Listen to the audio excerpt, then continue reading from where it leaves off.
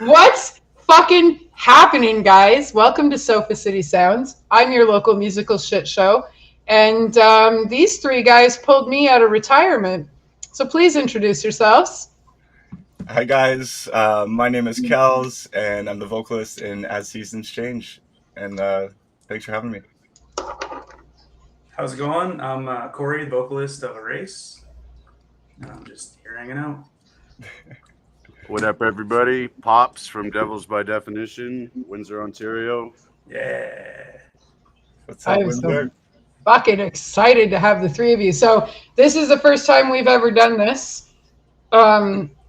Usually, first of all, shout out to my tiny microphone.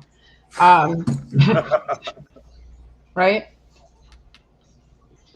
It's such a small microphone for such a big mouth. It's perfect. It's cute. Thank you. So anyway, this is the first time we've ever done this. This is the first time we have ever pulled a member from three different bands. Usually we have just one full band on. So this is going to be a lot of fun. It's going to be interesting to see how you guys answer. Everything will be random. I probably won't target any of you directly for questions, except for you, Bruce, because I want to know about the tattoo. I was already waiting. You knew it was. Yeah. I'm going to ask you all the awkward questions. So, Good. but Okay, I'm the veteran here. It's all good. well, we've done this 2 or 3 times now, eh? Yeah. We've done this a number of times. Yeah, and we had you guys out to Niagara, which is actually why we're here tonight, because your three bands are looking to do some shows together, right? Yep, sir. Yeah, we got a couple of set up for the end of the month, but we definitely want to set something a little bigger up in the future. Oh, yeah. And like, up and through all of the cool parts of Ontario, like Niagara and such. Yeah, definitely not against doing a mini tour if the people call for it. Yeah.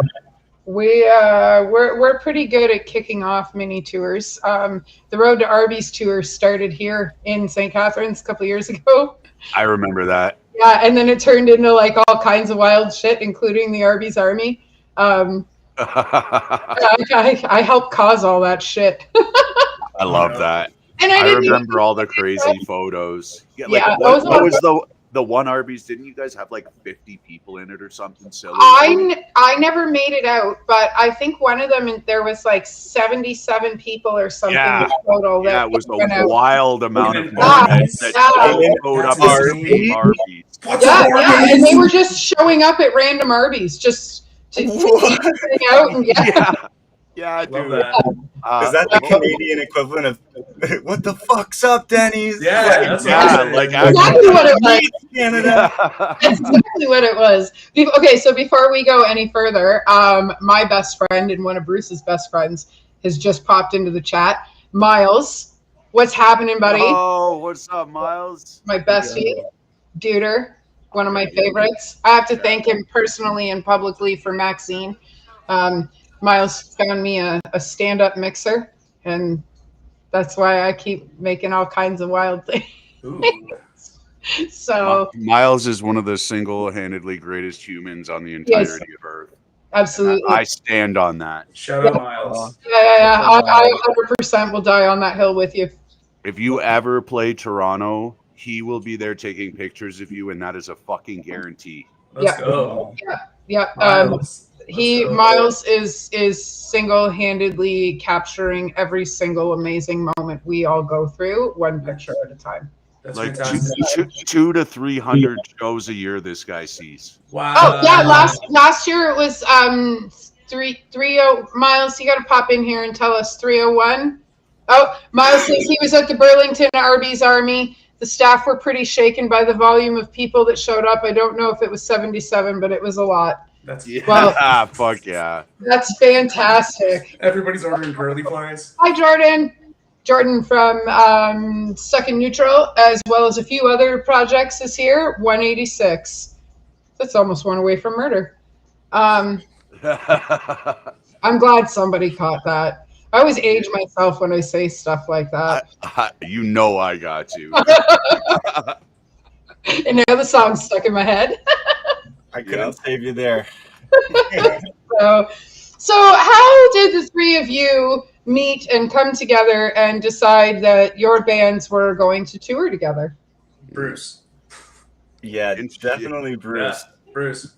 He But I'm causes not gonna lie, like I think maybe like the first part is like I kind of was just coming off like my first show ever, and like Bruce came out to support because he's such a legend in the Ontario scene, and Yeah, fuck you know, yeah. making the trip. I want to say all the way down from Windsor to Port Stanley, Ontario. To anyone that knows the geography, we're talking It's a commitment. drive. yeah, it's a drive. yeah. You know, that's a whole night, a whole tank of gas, and you know, hopefully showing out to a good event. And he got to see our first ever show, and you know, it was amazing. And I'm like, you know, do you think we could ever play a show together? And then, you know, this is where I pass it off to Pops, because let him take over the rest of the story from here. So yeah, long story short, I mean, we decided that even though our genres are like on opposite ends of the entire spectrum, that it would be fucking rad if we maybe threw a little mini tour together. Yeah. So we grabbed a couple dates. We got one in Windsor and one in London right now. Yeah. And we pulled that together. And while we were putting everything together, I had already been pestering my boys in Erase since their first show, Yeah. because they've been friends of mine for eons. Yeah. And they're making music, and I'm like, okay, you guys are ready? Let's go. We're gonna make music together now. Yeah. But it was like just a natural cohesion. Like our genres are so far from one another, all three of us, that it's honestly ridiculous and amazing all at the same time. And it's gonna be a wild set of shows. Oh yeah. Yeah, absolutely. I love that. So Sofa City is notorious for taking every spectrum of metal we can and throw. Well, I mean, look at the Mayhem metal markets. There's no two bands sound alike. Not even close. No. So I'm really excited that the three of you are doing that, because I want to be a part of that. Hell yeah. So technically, you guys have 3 dates. We just haven't figured out what the third one is. Let's go.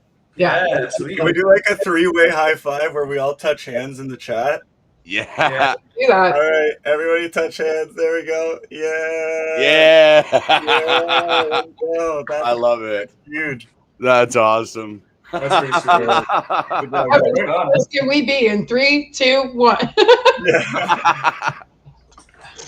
Oh my God. Yeah, no, I'm super stoked for that.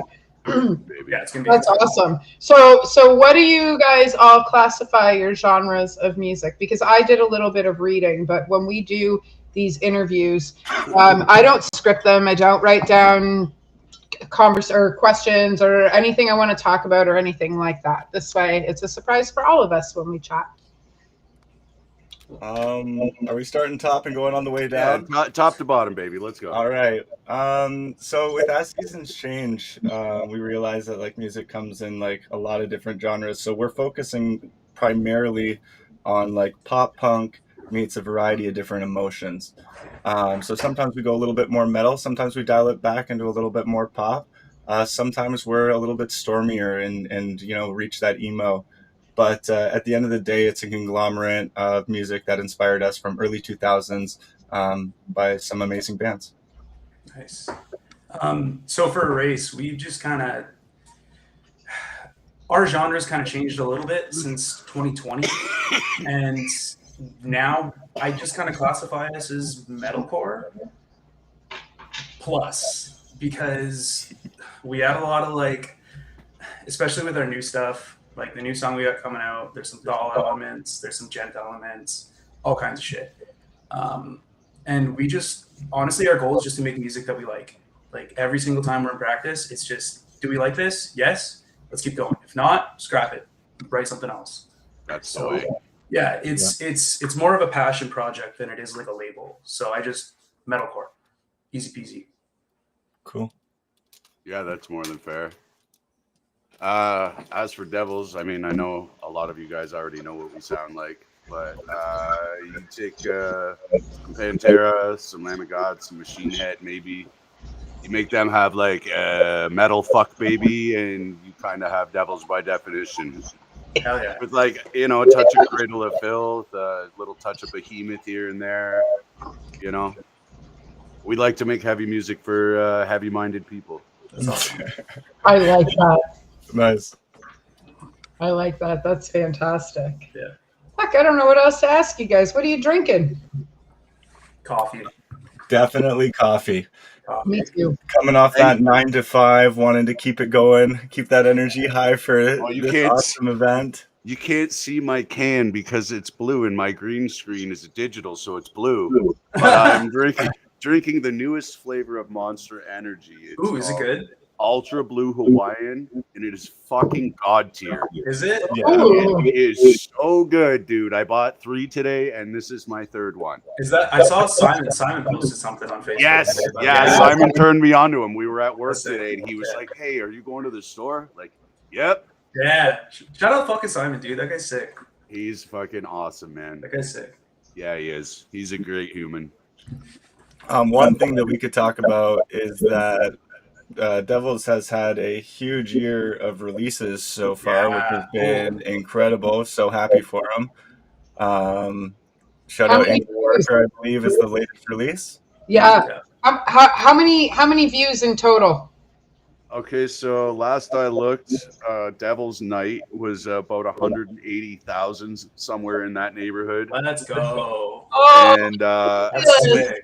that was with YouTube promotions helping us because Yep. you paid promotions through YouTube. yep. Yeah. And we released Angel Warfare. I'm sure some of you guys saw the articles we had written. Yeah. They denied us, and they denied our appeal, so we had to do it organically, and we still hit almost 10,000. That's fantastic. That's insane. That's so good. Yeah, man. Love that for you guys. We have on the 27th is coming the 3rd part of the trilogy, and it's called Food Fight. Let's If go. you've seen us live, you know the song, and it's probably on your favorite songs list. So next Friday, we shoot the music video for it, and it will be releasing the same day as the single, January 27th. That's awesome. I'm so bummed I don't have a vehicle right now because you guys are putting out all these crazy calls for people for your videos, and I'm missing all of it. I It know. would be dope to have you down here I for would it. love to By be the able way, everybody that's listening in chat, we are still looking for couples, and we have some random positions to fill that if you reach out to me, maybe we can talk about it. The shooting is next Friday, the 17th of January, and it is here in Windsor. Nice. It's going to be awesome. That's going to Yeah, be it is. Yeah, awesome. absolutely, it is. Great to get on your portfolio as well. If you're like an actress or an actor that wants to get out there, having like all of these like credits on your profile will probably help you. And this is a great project. I mean, it's done on a professional level. Take a look at their last music video, guys. Oh, it's, Yeah. so, Awesome. it's so Quick- good. Quick shout out to HI Multimedia. They're the absolute legends behind all of the cinematography and, to be honest, the whole storyline, because that's just how good they are. Right on. Cool. Amazing. Hi, Robin. I'm so happy to see you. I miss you. Amanda says hi, Robin. Oh, you'll hear her in a Popped second. into the chat, so I said hi. So, Yeah, she's got it open on the phone. Awesome. Oh, and Miles, you're very welcome. We do love you, and we mean every one of those words that we said. Oh, Jamie's in the chat. Jamie, hey, what's going on, buddy? Where are you? Shout out to Eric from Self Made Records. That's the man who's making all these crazy fucking releases possible. Yeah. Yeah, I was wondering who was behind that. Yeah, that's our good friend from Self Made Records. They're down in Kentucky, and they're one of the few record labels out here that have any integrity. As far as love I've that. been able to find, they're very well represented. I love that. Well, shout out to them because they've been paying attention to the things that we've been doing, and we've been trying to pay attention to them as well. So thank you very much for all of the support from the South. And whatever we can do up here in Canada to move them along and help and be a part of that or share, we would absolutely love to. Absolutely. So I miss you guys too. And it is so wonderful to see you, Robin. I need a hug soon. It's been a while. Mikey's in the chat, Mr. Bass Player Mikey. Yeah, I see all you guys. Right on. It's so good to see so many homies out. This is awesome. Yeah. So Absolutely. We actually we actually capped at 40 people at the exact same time live. Usually we fluctuate around 300 people throughout the show, on and off live, so it only shows in between 1 to 20 people at a time, and we hit 40 people at one point. So Oh wow. Holy shit. yeah. That's So we're doing it right. So we should have a credible amount of views. Sounds healthy. So, but it also works out well too when you work with bands who work hard for their stuff, right? You guys all work really hard for what you've achieved. Devils is share my stuff all the time. You guys have almost 6,000 followers, and it goes the same way with us. We share your stuff whenever we can, whenever it comes through the news feed, and anytime it comes to the news feed, we're sharing it over here, and it goes both ways, right? And that's how we grow and we build. Community. Absolutely. Community is supposed to be everything. Welcome your bands into the Sofa City family, which I'm excited, and welcome to the Dysfunction. Oh, thank I you. can't wait. We're happy to be here. Clearly, Bruce informed you about anything, and I appreciate that, sir. Thank you. No, it's all surprises. Yeah, it's sheer fuckery with us all the time, though. Leadership. Ryfield's in the house. What up, Ryfield Studios? So hopefully they're going to be making an appearance July 18th for the Mayhem Metal Market. I'm hoping to have them out. And I just talked to Uncle Rick on Monday, and he will be there for sure. Nice. So that's going to be fun. We've already got 5 vendors. We've got our sound locked in. I just put up the vendor post this morning. I saw that. It looked great, by the way. Thank you. So, we're getting ready to start that. We've had Devils on 2 of the Mayhem Metal Market bills. I'd love to get actually both your bands out here for one of them in the near future. I'm not sure. I have a partner for this one, so I'm not 100% sure how all that's going to work, but we are opening band submissions Monday morning. So as long as you guys can send us an EPK, we'll look over it. And then I'm not the only one making the decision. So if you end up on it, fantastic. If you don't, it's not my fault. No problem.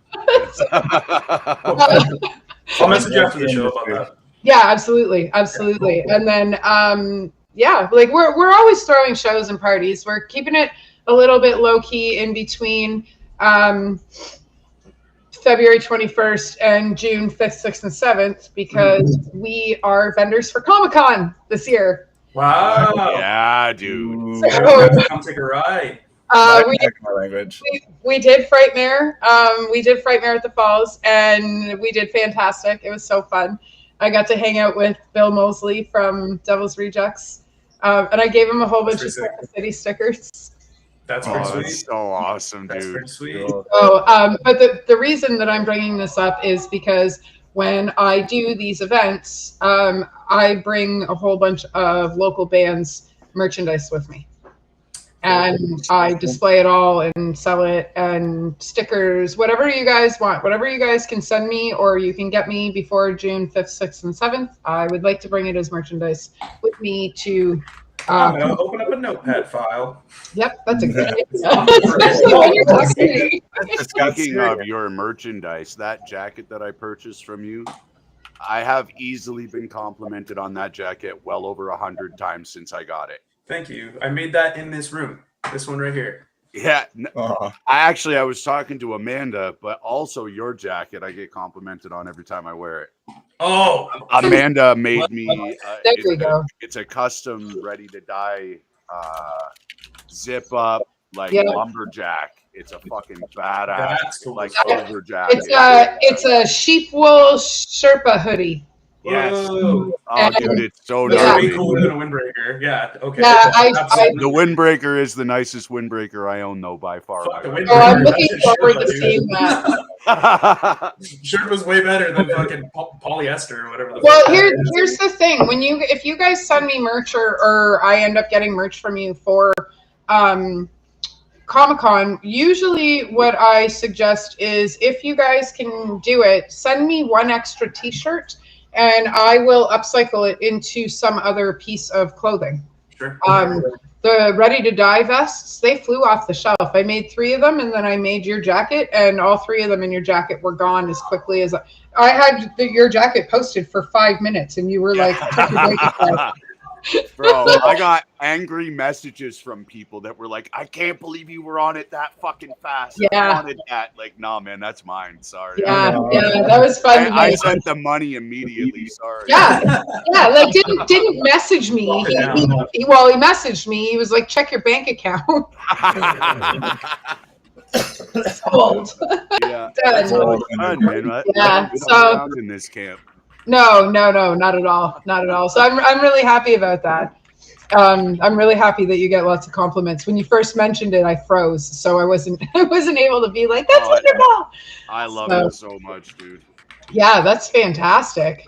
So if you guys get the chance, absolutely send me an extra piece of merch, and I will turn it into something, whether it be a vest or a jacket or a hoodie or another T-shirt or. I got extras for you. Don't you worry. Fantastic. I'll send you a handful of them. Woohoo! Wonderful.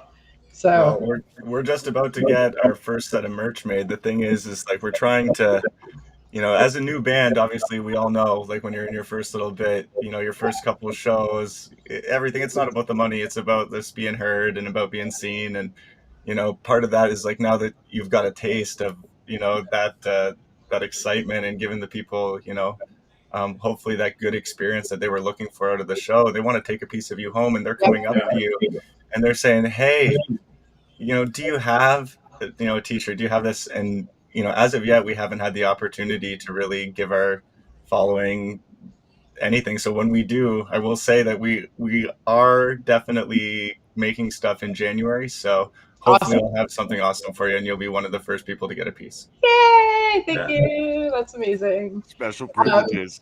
Right. I only started doing this so that I didn't look at the bar when I was at shows, right?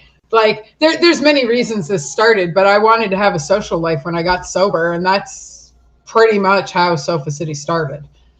So yeah, and who knew that it was going to turn into what it is? We're 12 years old next month. So from an outsider, right? Like this is my first exposure to Sofa City. What do you think? Describe it as? What is we're the everything guys. Okay. Yeah, we whatever we can possibly do, we'll do. We call ourselves a music production company so that we can make our umbrella as big as we want. Yep. So I do. So it started off as biography books. Okay. I would take a whole bunch of bands and I'd pile them all into one book, and then we would have a release party because I am not a promoter. Okay.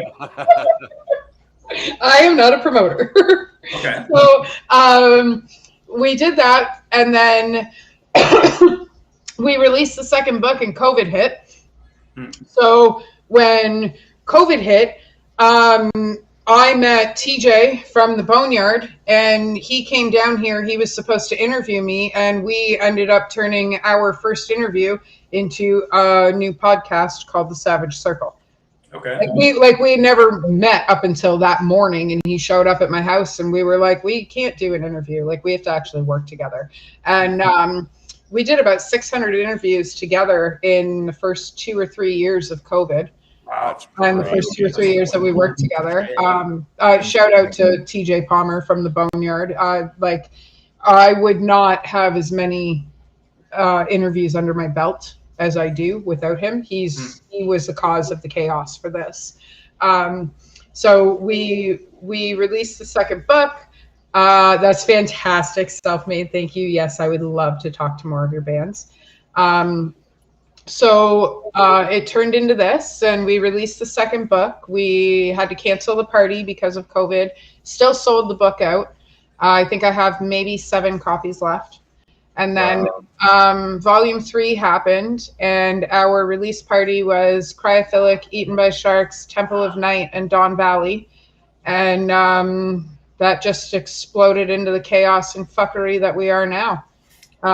So we do. Thank you. So we throw shows, and we do biographies, and we share whatever we can. We do whatever advertising. We do the interviews. I show up at as many shows as I can and network as much as possible so that if somebody needs something, if I can't provide it, I know somebody who can. That's incredible. I don't know what else do we do. That's such a good asset. You know, well, and then it just all spiraled into Mayhem Metal Market, which is whatever metal bands we can find with, you know, as many vendors as we can cram into one space, and you can shop and listen to metal at the same time. And we've brought out tattoo artists now, and sword swallowers, and face painters, and like we just. I got tattooed at the last one. Yeah. Oh, that's right. You did. Kayla hopefully is coming back in July. That's awesome. Yeah. I had my last one done at this one, my 17 years sober. I got a black tooth done for my 17 years sober. How cool is that? Yeah. That's right? Perfect. Ryfield. I had that done at Ryfield. Ken Waring did it for me, and he's fantastic. Fuck yeah, dude. Yeah. So Ryfield will be out in July. They'll be out here in July for the Mayhem Metal Market. Fingers crossed. It's in their calendar. So, and I'm pretty sure Uncle Rick is coming too, which is, yeah. So I talked to him on Monday night. Uncle Rick doesn't miss much when it comes to the important events. No. I told him on Metal Mondays. I was like, I absolutely need you to be here in July, and the date was empty on his calendar. So. Yeah. Hi, Zach. What's happening? Zach from Don Valley is out there. I have Don Valley playing tomorrow night at Camp Cataract here in Niagara Falls. I hear that's a great venue. And I will be bringing you guys there soon. Yes, dude. So I love Camp. They have the best, shout out to Camp. They have the best pizza, the best staff, great owners. I like their menus. Yeah, Ryfield says it's on the calendar. They'll be here for sure. Hi, Lee. How's it going? Matt. What's Matt? He's part of every fucking band. See that, Bruce? Matt was like, which band? Or he was like, I'm with the band. And I wrote, Matt, which one? All of them. All of them. Yeah, he ran up on stage and touched my guitar mid-song, and I let him. So now he's in the band. That's what caused that. Okay. Yeah, right I was leaning over the stage, fucking just playing, and he reached up and just started hitting the strings. So I was like, you know what? You're playing now. Fuck it. That's fantastic. That's awesome. Yeah, could you imagine if you just handed him the guitar? That'd be sick if he knew the riff. Right? Oh, man. Right? He'd probably figure out a way to save his own ass on that one. He'd make it look good either way. Yeah, absolutely. That guy is probably still pulling ducks out of places he didn't know he had. Yeah. You're deadly with your ducking. I know, right? Well, by the way, boys, if you're anywhere near Amanda, when you're done being near her, search your pockets because you're going to find ducks. You're gonna find ducks. Yeah. The first time we decorated, it was the rock pile, and we left just over 150 ducks there. Well, because everybody should be able to document it, right? So if you find a duck, then you document your time at the rock pile. Take a picture.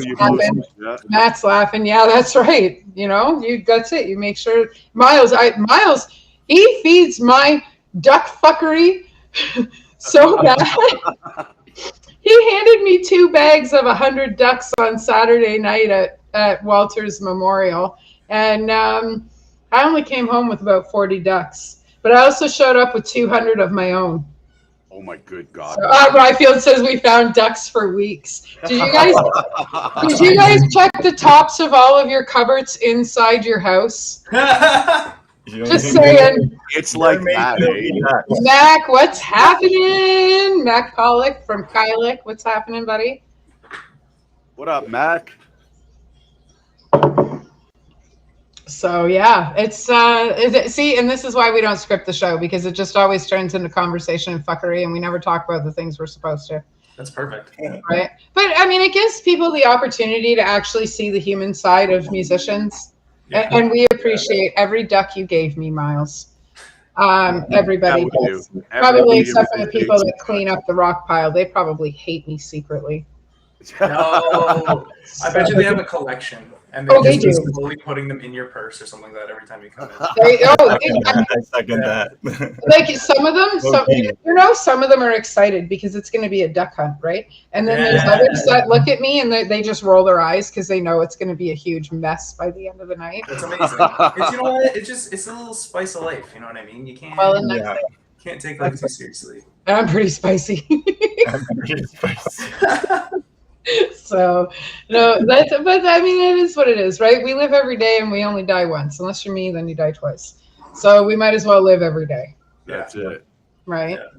So if you could share the stage as the lead singer of one band, alive or dead, in this entire world, who would it be? That's the Oh, first time I've ever fuck. asked That's that a question. hard one.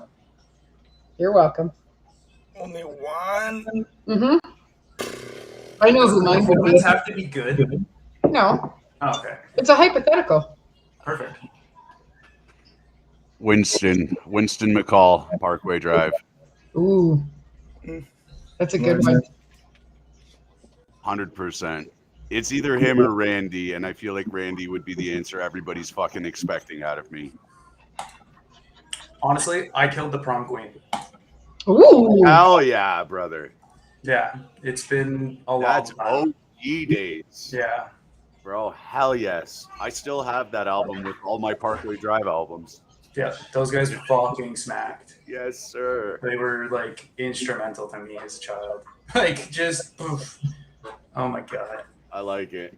Yeah. Good answers, boys. I'm torn right now, but if I only have to choose, like I was torn between All Time Low and Beartooth, and I'm gonna have to go with Beartooth. Just right now, it's more fitting to my soul, and we're writing some heavier stuff that may have some inspiration, That- pointing that way. So Nice. bringing that- some high energy. So that's the answer. That sick. dude got one of the best live performances on the entire planet. Yeah.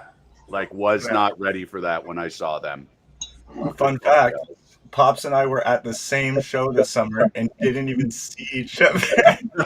I was with Miles. It was crazy. It was crazy. Yeah. You were with Miles and you didn't run in? Engage and What? That's crazy.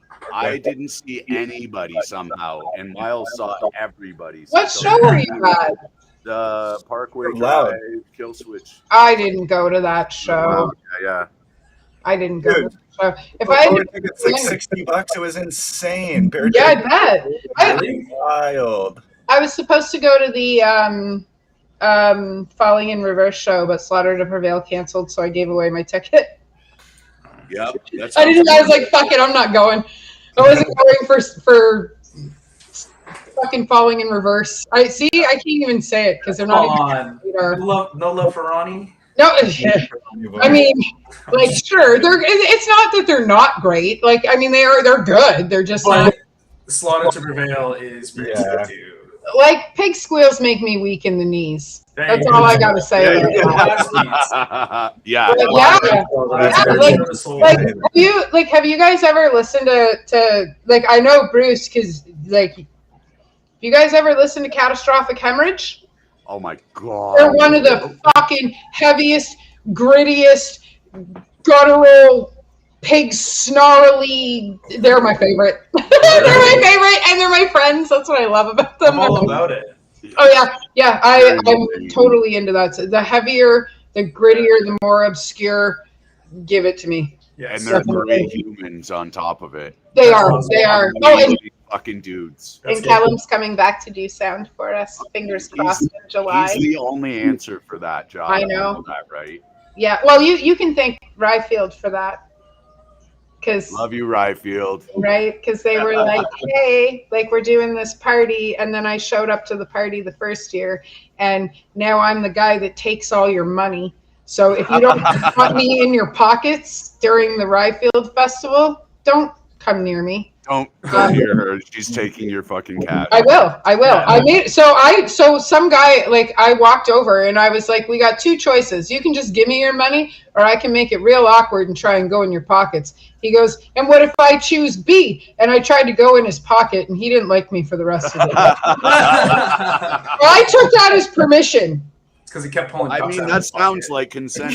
Listen, buddy, you said, what if I choose B? Well, I'm gonna just show you. I mean, he fucked around and he found out. Yeah, that's what Yeah, yeah. happened. It tends to happen with me though. Yeah. It is what it is. This year I was crawling in strangers' tents. Whoa! She's not lying. No, I'm not. Isn't But that here's the illegal? thing. Listen, all the money that I take from all of you guys goes directly back into Ryfield and the bands and all that stuff. So the more money I take from you, the more years we get to do this, right? So and the money is all a big circle jerk because it all goes back to the bands, and then we all buy each other's merch, and then we all have the money to be able to do this all over again, and we just keep doing it. So that's why I don't feel bad emptying your wallets, guys. Well, plus Community. it's a Thank you. 50-50, right? So, well, we're family, right? Yeah. Never should attack. And we take care of each other, and this is how we take care of each other. I empty your pockets and put it into somebody else's. Yep. So I'm like the musical Robin Hood. Yeah. I like that. That's smooth. I I'm like wearing that. a cape next year. Yo, I have a question. Just I have popped an into answer. my mind. Yeah, You know, at the end of the day, one of my things was when we were starting out, you know, we all had to play like a couple cover songs. Do you guys remember any of the first cover songs that you guys had to play as a band to come together, or did you guys Oh, yeah. have a just straight into writing right away? We We were had straight into covers. writing. We just started doing covers. Like we've been, You guys are also the most well executed like beginning band just- ever. we just like precision. Yeah, that's it. Like everything you guys have done since the minute you announced that you were ready and you were doing it Yeah. has been like there's professional guidance pushing all of it. Like the Thank you. level is just absolutely fucking professional. Thanks, man. I appreciate that. Absolutely. A lot of hard work goes into it. And Eric fucking like just mixing it, dude. Oh my god, the poor guy. Yeah, if you guys get a chance, go follow at erase_Corey and check out their band Erase, because you're gonna see like some amazing content that they put together there. The videography, the color grading, it looks great, guys. Thank you. Actually, speaking of which, we're aiming to actually have a song drop January 30th with a video for our show. So we're currently programming it into our set right now. I just dropped the Rack Off with Eric yesterday. So we'll be ready to go with a new song January 30th. Fuck yeah, dude. Yeah. awesome. That's exciting. That's fantastic. On that note, January 30th, we are playing at the Meteor here in Windsor, Yes. Ontario. Yep. Doors are at 8:30. Yep. Shout out and, Ian. and shout out Ian Phillips from the Meteor Shout out for being Ian. one of the coolest motherfuckers in the city. Cool. And then following night, we were at Heads and Tails as a courtesy of Duck McMillan. Oh, shout out Ryan. What's up, I Ryan? believe doors are at 8 p.m.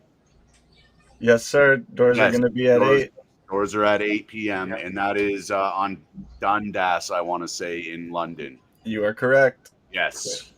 Yep. See, it's all in there. I just, foggy sometimes. It's a matter of dusting it off and pulling it off the shelf. Yeah, like actually, like you got to blow the dust off. Right?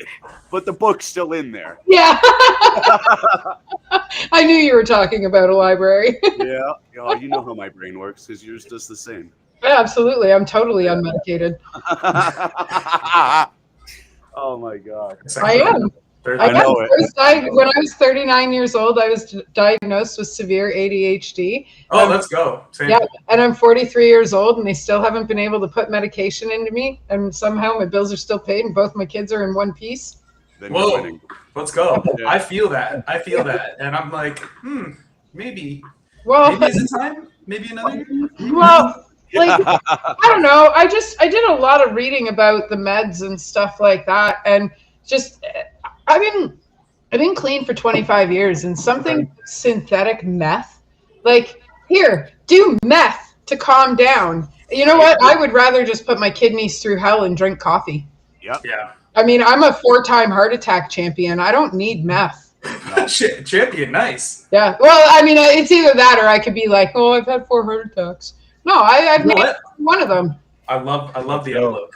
That's Thank you. it. Yeah, the last one I had was March 27th, and after I had the heart attack, I got in the car and I went to work at fucking Dive Pub and had a banger of a show with Beguiler and Cruel Intent and Seagrave, and then I went to the hospital the next day. Incredible lineup. Holy shit. Girl. Dedicated. Fucking So- dedicated.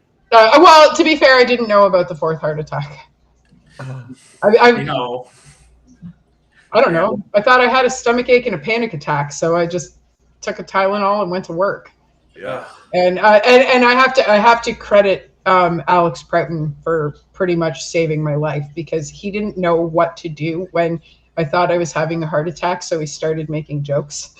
And I'm telling you, that is what saved my fucking life. That is what saved my life, was Alex making all those jokes. Because I was too busy concentrating on being mad at him for joking, for being so serious. Than actually concentrating on what was happening to me. And I was so stressed out about making sure the show went off well, because it was also Rob's 40th birthday. So I couldn't not show up, right? It was like the biggest show I had that year, like at the beginning of last year. So I was like, fuck it, I'll just go to the hospital tomorrow. And my tropes were off by 2.5. So that's a mild heart attack. Oh no. Jesus. Yeah. So, you're a trooper.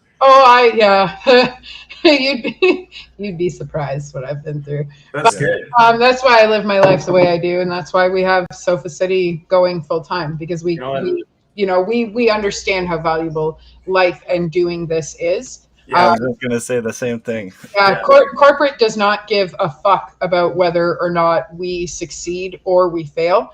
And that's why we do what we do, because we care about everybody succeeding, and all our failures are lessons, so. And Coming out of retirement tonight. Yeah, well, I think you guys have kickstarted something, because I got a few more interviews coming up in the next couple of weeks. That's cool. That's Awesome. awesome. Fantastic. Maybe tune I very in. much appreciate this. I do. I do apologize. I'm not the one asking all the questions, but I think I very much needed this as much as we needed to put the three of you on together tonight. Yeah. So I thank the three of you for this. We appreciate Absolutely. you. Thank you. Thank you so much. So for me, the question about the one band, Alive or Dead, for me it would be Motorhead. Okay. Nice. That being said, the very first song that I heard metal-wise that actually made me go, "This is my life now," was War Pigs from Black Sabbath. Fantastic. My friend and I stole some of her dad's weed, and we stole the CD to roll on. I was 13. We stole the CD to roll on, and so we didn't get in trouble. And him come into her room wondering what we were doing, we actually took the CD out and put it in the CD player, and that's how I became a metalhead. That's So- amazing, dude. Rock on. What are your stories? What was that one? Like, we all have that one moment where we're like, holy fuck, this is it for me from now on. And we just run with that. So what song or moment or record that your parent put on, or what was it for you that you were like, this is life now? Metallica, Master of Puppets for me. Love it. You just I got aged it. My grandmother bought me the cassette based love off of I was looking at covers. I had just gotten a Walkman for my birthday. I Yeah, was just looking at covers and I was like, oh, that looks cool. And I bought it. I'd never even heard it before. that's amazing. And I put it in and I ended up burning out 5 copies of that cassette before it ended up ever coming out on CD. That's amazing. I just bought my kid a Discman for Christmas, so that Nice. warms my heart. Oh, Yeah, she's 12. That's what she asked me for. I gave her my 3,000 CD collection, and she asked me for a Discman, so I said yes. Does she have pockets big enough for it though? Well, you should. So we store her CD collection under a 5-gallon fish tank, and then her Discman. Yeah, so she wears fat jeans, right? Like Nice. Jinko jeans. Yeah. Yeah, so she's got booty room. What's up? She Don't knows look she crazy. gets it. With the big ass pockets. That's what I was wearing when I had fucking the Discman in my pocket. It was yeah. Jenkos. Yeah. Well, yeah, because where else are you going to put it, right? Like That's it. The back So- pocket of your Jenkos. that's right. And every Yeah. time you walk, it skips. Yeah. Well, it is You got to learn to glide when you walk. Yeah. You why float. you turn the Yeah, walk for real though. The kids with money had like air built into their sneakers growing up, guys. We just, we dealt with the skips. That's how you know there was an income gap separation. If you're Yeah, if yeah. your mom and And the didn't skip punks growing and up, some there of us. may have been a wage gap in our families. No, Yeah, but the real thing is if have you ever driven down the road with a Discman plugged into your van? Yes. Trying to Yes. keep it. Never mind. I'll do you one better. I had the cassette that had the cord connected to it that you had to put into the Discman, and then you had to put the cassette into the. Yeah, and some people watching this don't even know what the words cassette and Discman mean. Accurate. Yeah. Right? I mean, they probably sound like the word beta. Driving with your CD book on your lap, steering with your fucking niece. Right? Yeah. How many of us? A big booklet. Yeah. Yes, Corey. Yes. My ex and I used to drive like this was years ago. I'm talking like 25 years ago. We drove a 96 red Dodge Neon, and it was standard. Love it. Yeah, and we had the big CD book because we had one of those decks where the face came down, and then you put the disc in, and then the face came back up, and you had to take it off and put it in the glove box when you weren't. Did it get stolen? Yeah. So that's how far back we go with CD books. Nice. We actually used to have like before we got that, we had the Discman with the tape, and the Discman was stuck to the dash with gum. With Velcro. Gum. I used Velcro for mine. Oh, I was way forward than you were when we were kids. Yeah. Velcro. You have Velcro? Yeah, no shit. I use I gum. thought it only came on shoes. I'm pretty sure I actually got the Velcro from my girlfriend's dad's garage. I don't think I bought it. There you go. Oh, there you go. Yeah. Okay. That's okay. That sounds about right. Yeah, So what about you guys? What was the very first song or moment in your life where you were like, "Fuck yeah, this is it"? It was for me. It was my sister took me to see Social Code at the Chubby Pickle. The Chubby Pickle. Yeah, and I remember I crowd surfed, and I was like 13, Love and I that. was like, That's "This is the amazing. fucking life. Yeah. I'm doing this forever." And yeah, pretty much. I love That's that. That's rad that it was a local band, a local show. Well, yeah, man, it was like fucking Social Code. They were huge back then. Yeah, my first taste of music, first taste of live music actually was Sick Boys and the Screaming Beavers in the basement of Sloth. And Sloth is now a tattoo shop whose tattoo artist actually is the woman who tattooed you, Bruce, at the Metal Market. No fucking shit. Yeah, so it was her Super show. cool. Dude, that's cool. Yeah, the basement of her store was the first time I had ever had a taste of live music. I think I was 11 or 12 years old. My first live metal band was Voodoo Mafia here in Windsor. And Cool. that's and that made me decide that I wanted to make music. I had Yeah. just bought a guitar. I didn't even know how to fucking play yet. I was like 29 years old. And I seen this band, and I was like, look, if these guys are commanding a crowd like this, I want to feel what they're feeling right now. Yeah. You know what I mean? know And that I had to know what it felt like. And it took me like 3 years from that point, or 2 years from that point, even to get to even our very first show. But after Yeah, now look at you. it was the addiction was like hook right in my lip. Like, let's go. We're going to do this literally indefinitely now. Nothing can stop us. Yeah, who's better than absolutely. that. That was us with Prison Yard, man. Like as soon as the three of us did security at Prison Yard, it was just a show in Windsor. And That shit was sick. it was sick. It was super sick. And at the end of the night, we're just watching the last few bands, and we all looked at each other, me, Matt, and Eric, and we're just like, we're fucking playing this next year. Yeah. Unfortunately, Tyson didn't do another one this year, but we started playing. So He's got you on some pretty good shows since. Tyson's the man, dude. Are we talking about Tyson Blast? Yeah. I fucking love that man. Tyson's amazing. They He's just they played for my birthday party last year at Warehouse. Heavy which Breather. band? Heavy Breather? Yeah. Awesome. Love them. Yeah. He's such a great Right guy. below me, we got one more of you. Right below me. All right. Comment. It's gone in two directions here. I was gonna say, like, there's the first CD. Honestly, like, I've announced it to people, so it's out there. Like the very first CD, but I bought 2 CDs. Okay, the very first day that I ever bought a CD. You know what? I'll leak out an exclusive detail. I bought 2 CDs. Okay, it was Britney Spears' "Lucky," I love that for you. And then also the Eminem show on the same day. Let's go. So I'm not gonna lie, I had that pop love, but at the same time, I was rapping along, you know. But I was so young. That's the thing. Like I wasn't even supposed to have this record. Like Yeah. my dad had to go to the store and pick it out for me and bring it to me.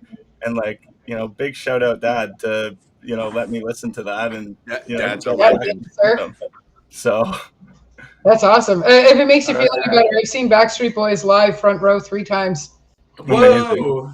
I know, right? I'm legit jelly. That's sick. That's Nobody awesome. ever suspects that out of me. I'd go to that fucking show. No shame. It was great. The first time I saw them was at Maple Leaf Gardens. Nice. Yeah, it was amazing. Wow. And then the next week after that, I saw No Doubt for the first time. Fantastic. But Yeah. the real question is, did you pay? that'd be an amazing show. Pardon? Did you hit? For the Backstreet Boys? Yeah. Time. Everything is a hit. You can get for everything. Pop shows, they put out chairs in the pit, right? And they frown upon throwing them. Yeah, that's great. Throw the garbage cans. You got to throw the garbage cans. Yeah, no shit. Most impact. You know what though? I just remember the first band that I actually ever saw live. And this was like, I think I was about 16 years old. I went to go see a show, and it was 10 Second Epic, and it was at what's 10 that Second music venue in London that shut down? Call the office. You call the office. That's where it was, and it was just one of the best shows. I think it was Stereos and maybe 10 Second Epic, and it was just like a small show. And I thought to myself, this is the coolest thing. These guys are like young guys, they're doing their thing. They sound great, Yeah. and that's what actually like inspired me to go on and do like my YouTube career, where I was like releasing music online for a while. So That's that was awesome. a huge inspiration. That's fantastic. Fuck That's yeah. awesome. Selfmade says their first cassette tape was Kiss Crazy Nights. Kiss was one of the bands, and shout out to them, huge respect, because they did a lot more than I could ever do with any instrument. But Kiss was one of the bands I never hopped on board for. Who for you guys? Who was that famous band where everybody was like, "Oh my God, they're amazing," and you were just like, right? Could hit or miss, whatever. Kiss is definitely on that list, and I don't even want to say it because I feel ashamed. But Do it. I Dio? like 2 songs ever that they did, Yep. like Heaven and Hell and Holy Diver. And outside of that, I'm Okay. like, man, I'm I get a Black Sabbath guy. You know what I mean? I'm the worst critic for anything new. Like if it comes out, I won't listen to it for a year. And then I'll sit on it and I will pretend like I hate it, and then I'll listen to it and then I'll feel like an asshole. I do that. I do that for shit. everybody. I do that shit. Yeah, did I do that that for for talent. everything. Yeah, and I felt terrible because they're great. Yeah. And it's like it sucks because I have my own little circle of music that my little work comfy space. Yep. Yeah. And then when I branch out of that, then it's just like, whoa, Yeah. it's an amazing world out there. Yeah. Can't break the cycle yet. But you still got that comfort bubble. Yeah, Yep. yeah. Bro, I'm Can't the break the same cycle. fucking way. Same fucking way. I got my 10 bands or so that I listen to in a circle, and every once in a while I'll, a little bit here and there, but then I'm right back in my bubble. Yeah. Yeah. You stray away in the genre, but not too far away. Yeah. I get that. Never far from home. No. What do your playlists look like right now? Oh God. Whew. I know I'm a huge asshole tonight. I'm totally loving this. My playlist, dude, is like I just listen to my liked songs, Mm-hmm. and I have 6,700 and something liked songs. So like it might be electronic, it might be pop, it might be reggae, it might be Sublime, it might be rock and roll, it might be fucking one of 1,000 genres of metal. Yeah. Your I- playlist is schizophrenic like mine. I mean that with love. I legitimately you might even hear some weird anime music every once in a blue moon. There's everything. Musicals are mine right now, unfortunately. My kids and I share a playlist, so Oh no. let's see what we got. We got K-pop Demon Hunters. No, we have Has Been Hotel. Oh, Yeah. great. My daughter hasn't found that one yet. Oh, lucky you. Lucky you. How old is your daughter? She's 7. Oh, you've got time. Mine are 12 and 15. I got an 11-year-old and I got a 7-year-old. So. Great ages. Great ages. I've got 12 and 15, and I love them both, especially when they're both in their rooms. Yeah, there you go. No, they're good kids. I can't complain at all. I have fantastic kids. I brag about them all the time. Yeah, I feel that too. They're good. They're homeschooled, so like I know everything that they've learned and how they apply their education and stuff like that. They can both cook without me being home now. They're good kids. They critically think, which is something a lot of kids nowadays don't get to do. Yeah, I'll agree with that 100%. Yeah. So I think, Valier, they're fucking good. Baby Metal. Sorry, I'm reading the comments while I'm talking to you guys at the same time. Valier actually just signed to Self-Made Records with us. Yep. Huge shout out to their lead singer, because I've been watching his advocacy for addiction and stuff like that. And I love that he puts that out there, because there's a lot of us in this industry that do suffer and have a really hard time and have nowhere to turn. And I think it's amazing that he's really loud and vocal about it. Yep. So, that's 100%. Not to jump in as well, but guys, this is one of my most favorite causes here. It's the Canadian Mental Health Association. And we've been working with them quickly now for the last 5 years, trying to raise money for local causes in mental health. I travel around to different events to give hugs and to encourage positive conversations. And guys, just a reminder, if you're not okay, it's okay, but there's a time to keep fighting. And, if you're ready to keep fighting, there's a group of us all here ready to be the wind in your wings. You just don't ever give up that fight. Don't 5 years strong, baby. That's great. Good for you, man. And that's the thing. It's okay to be able to sit with yourself and sit with your feelings and sit with the things that you're going through, but you can only sit with those things for so long without reaching for help. And it's important to be able to be like, okay, I need help, but I also need to sit with myself for a minute. There's no proper way to heal. There's no proper way to get sober. There's no proper way to get through any of it. The proper way to do it is to make sure that if you are struggling bad enough, you reach out. Absolutely. It doesn't matter what it looks like. Every one of us goes through mental health. Some of us struggle harder than others, and it never gets easier. But the more you fight over time, the stronger you get. Yeah. Yep. Backs. So, yeah. So definitely shout out for mentioning that. Yeah, that was fucking beautiful. Absolutely. Well, it's difficult. We all go through it, and I think that there's a stigma when it comes to our community because alcohol and addiction is very much social. Yeah. Coke is very social when it comes to the music industry and stuff like that. So it's very difficult to be able to say, nah, man, I don't want that tonight. And there's this stigma that if you're not partying, then you're not part of it. But there's so many of us that are sober, and that, Walter, we just went through Walter Stock, and Walter was a regular drinker. He went out and partied and stuff like that. And the last time I got to hang out with him, both of us were sober because of him going through surgery, and said to me, Amanda, I don't know how the fuck you do this. He goes, I'm going to do it, but I don't know how the fuck you do it. And I said to him, I do it because sometimes other people can't. Yeah. Yeah, that was beautifully put too. And that's why I do it, because sometimes other people can't. And I have to remember that the more that I open my mouth about talking about being sober, there's other people that will message me and be like, hey, don't tell anybody, but I'm struggling and let's chat. And we do, and friendships grow out of it, and people's lives get saved, and other people find out that you're sober, and then you build this community of, of trust and people that you're safe around. Yeah. So, 100%. Not excluding the drinkers, because I do love going out to party, but some of us can't handle it. Yeah. Some of us just party without the booze now. That's all. Well, I'm 17 years sober because I'm 17 years sober because I'm fucking good at it. Congratulations. Go. Right? Like drinking champion 13 years in a row. So here we are now.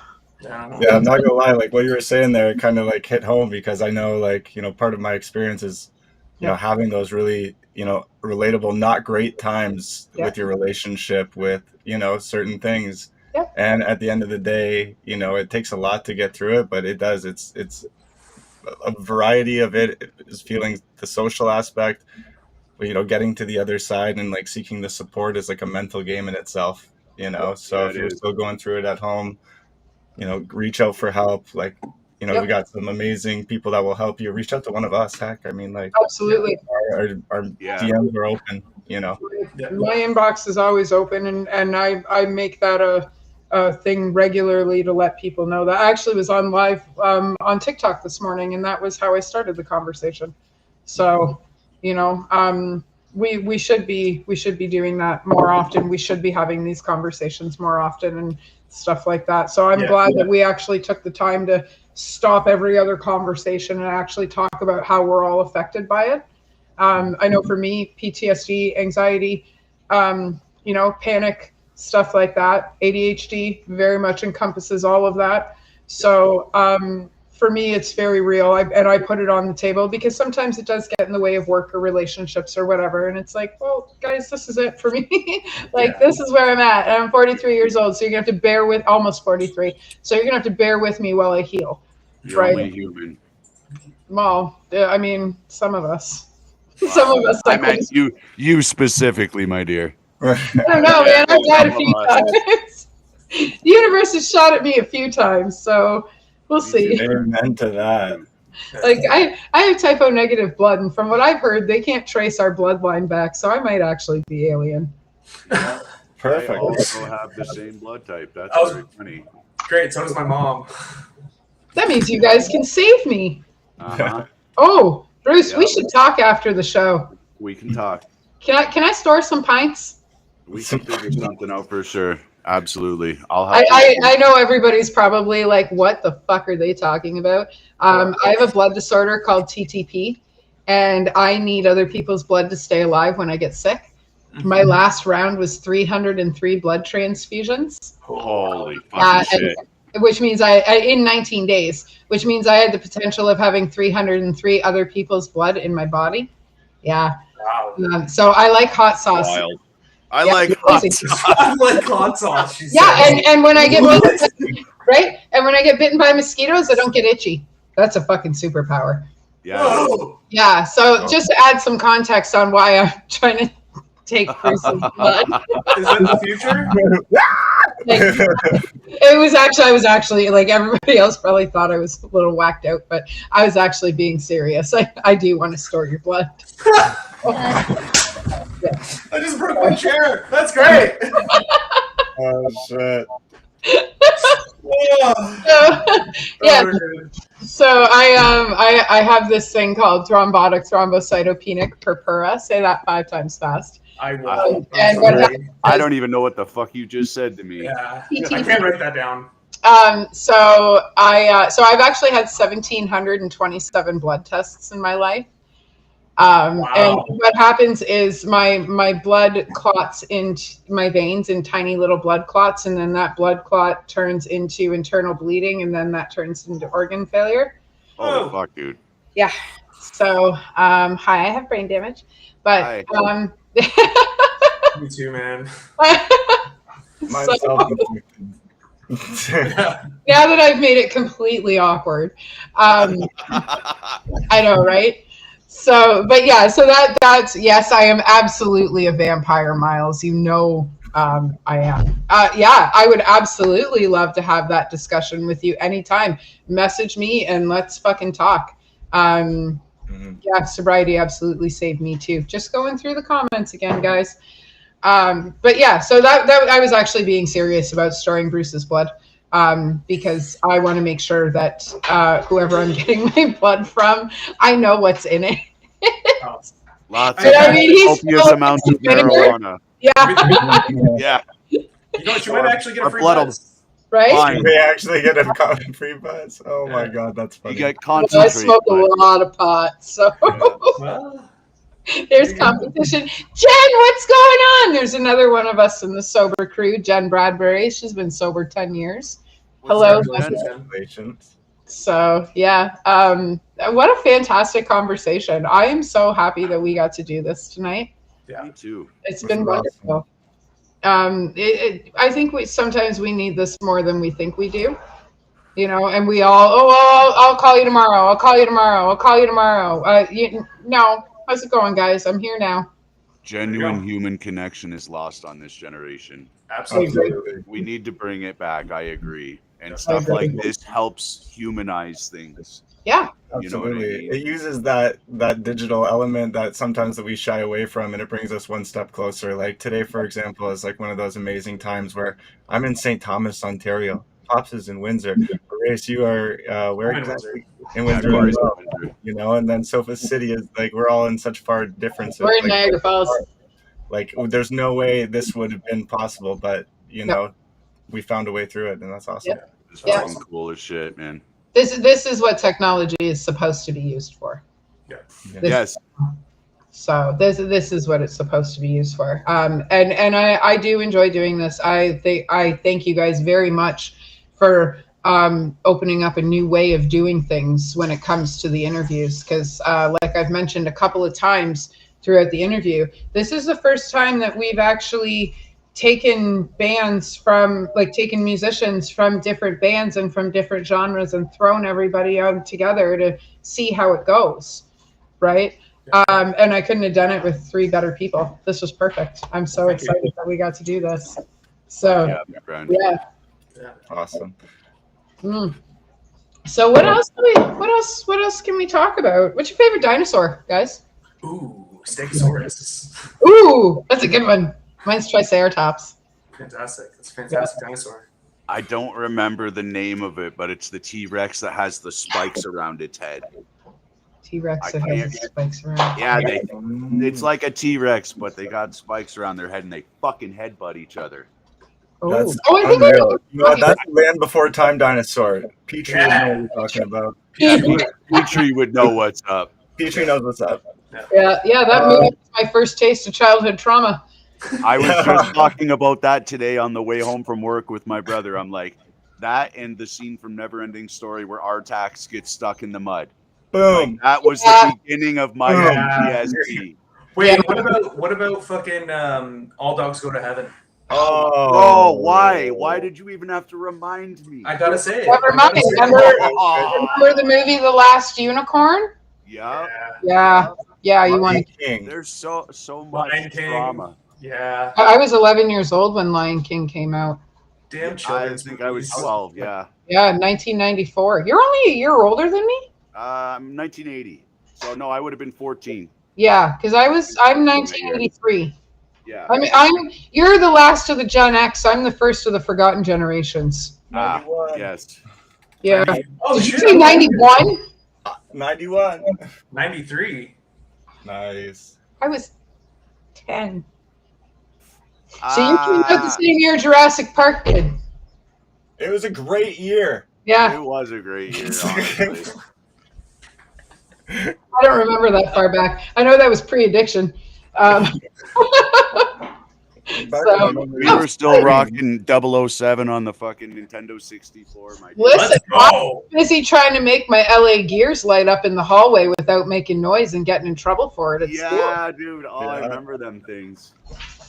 Mm-hmm. Yeah. Mine were hand-me-down, so we didn't have that kind of money when I was a kid. So I mean, maybe we did, but my parents hoarded it all. So wait, I have a question then. So I is, have that, is your guys' era the House Hippo era as well? Mine was the House Hippo era. Okay. House Hippo era, I believe, And is what's your thing? Is- Dun, dun, dun, dun, dun, dun, dun, dun, dun, dun, dun, dun. You know what I mean? we're like Thundercats. Yeah, I remember. Or don't Yeah. you put it in your mouth? Don't you stop it in your face. Yes. Let's go. All right, cool. All right, that's what's up. I'm You with used you, to I'm call with up my clubbing days. No, this is like children, like YTV. Yeah, like Their this is like commercials what on the F. Oh, YTV. So like children's channels, like you the- can't do that on TV era? Do you No, know? Channel 25. Yes. You guys know what that is? I I know think Bruce so. does. That's why I I say. remember what that was. Yeah, before Alanis was rock. Yep. You know, when she was wearing the big shoulder pads and she was playing the Paula Abdul music. I know, right? Bro, the early 90s were a weird time. That I know. transition from the 80s into what became the grunge part of the 90s was Yeah. fucking odd, dude. Yeah. Happy Yeah. Happened. Yeah, you think everybody's confused and displaced today? Well, fuck, you should have been in 1991. I've heard Oh that my from God. multiple people. Yeah. Yeah, It was a actual. weird time. It was a weird time. Yeah. It was a weird time. That was like New Kids on the Block era. Vanilla Ice. Vanilla Ice. Yeah. Walk This Always Way in collab. The Milli Vanilli scandal. Milli Vanilli ski. Yeah. And now that's the standard, by the way, for all musicians of Yeah. They're not Between even that and allowed to sing auto-tune. their own music anymore. I know. That's why I listen to metal. Yep. Yeah, go ahead and fucking fake that, dickhead. Yeah, no shit. Yeah. No shit. Right? Like try and auto-tune that.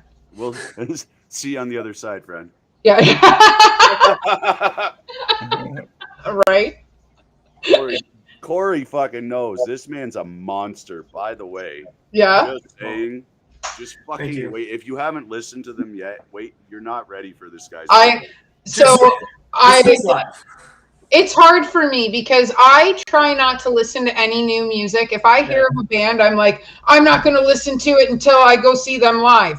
But the thing is I knew I had you guys on for interview tonight, and I wanted to make sure that I had some kind of idea of what I was talking about when I spoke with you guys. Okay. And I did listen to a little bit of your music.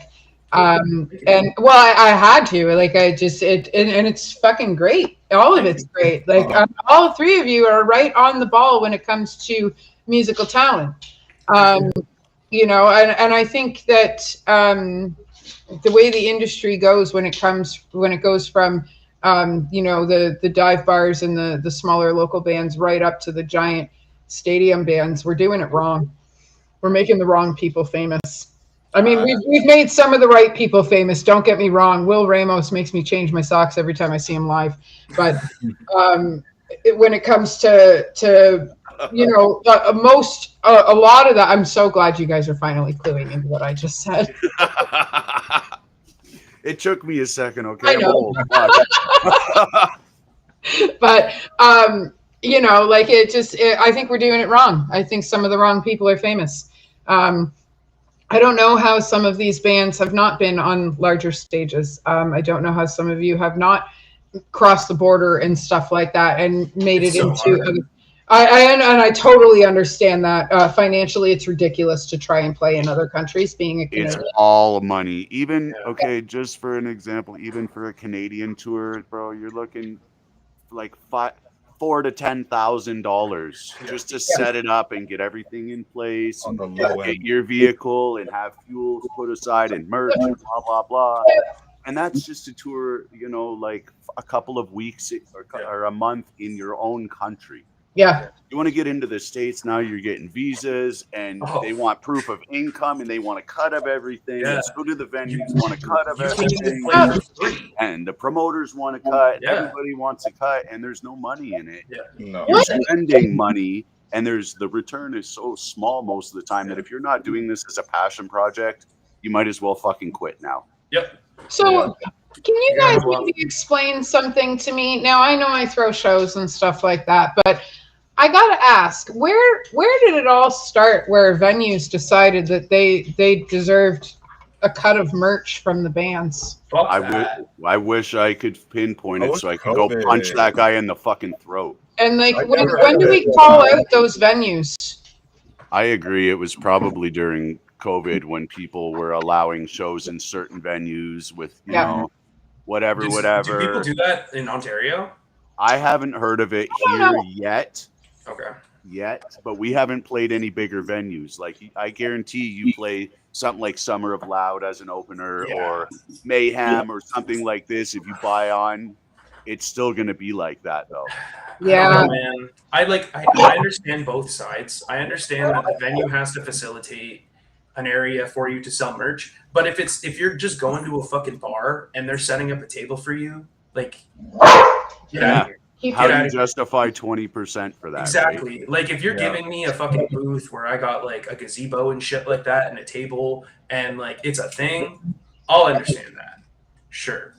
But like, I don't know, man. I make the merch ourselves. I make all the merch for Erase, and like I grind hard for that shit. The dog, please. And My child. I don't know, man. That sucks. It's shitty for bands sometimes. Melody. Yeah, I just heard about that for like this year, to be honest. And when I heard it, I kind of like shared that privately to Bruce in a private message. I'm like, does this happen? And he's like, mostly in the States. I was like, oh my gosh, like that's And, wild. like, Almost done. The only time I could see it being acceptable, and hear me out, the only time that I could see it conceptually maybe making sense is if, for example, you are brought on to a venue the size of like the Hamilton Arena and you're somebody as big as like MGK and you're going to be selling mad t-shirts during the time and you're, t-shirt Yeah, you're sales staffing so people, high. sure. And then if you're going to staff my booths, 10 different booths around your arena, okay, now we're talking. But if you're not, it's stay in your lane, promoters. Okay, but hang on, because some arenas cost upwards of $60,000 to $80,000 for rental. Just for the rental, yeah. So that's to cover the overhead and the staff, and the paychecks and tax and stuff like that. The insurance alone. Well, yeah. Like I know for me, That is the big part. Yeah. when I do insurance for Mayhem, it's somewhere around $3 if I go through the city. Really? Yeah, For what kind of And cap? that's for a single night event. that's for a single night event, and that's Yeah. for How big's the venue? Like 200 600. people. 600. Really? 600. 600. Oh, okay. That's my bad. But that $3 is only up to 300 people. After we hit that 300 cap, I have to add another $3 onto it. Really? Yeah. Holy shit. Not That's insane. $600 And for that's- one night. And that's going through the city. And after working with somebody who worked in insurance, I did my due diligence and I went through every single insurance company I could think of around here, around the region, and they were comparable, and some of them were even more. Really? Okay. Yeah, but that's the one time where the city has actually done me a solid and was cheaper than something else. So, like, if you knew you were going to book X amount of shows for a year, do you think you could get like a discount for? Yeah, like no, it's Really? per event. Because Period. the way that the insurance works is per event.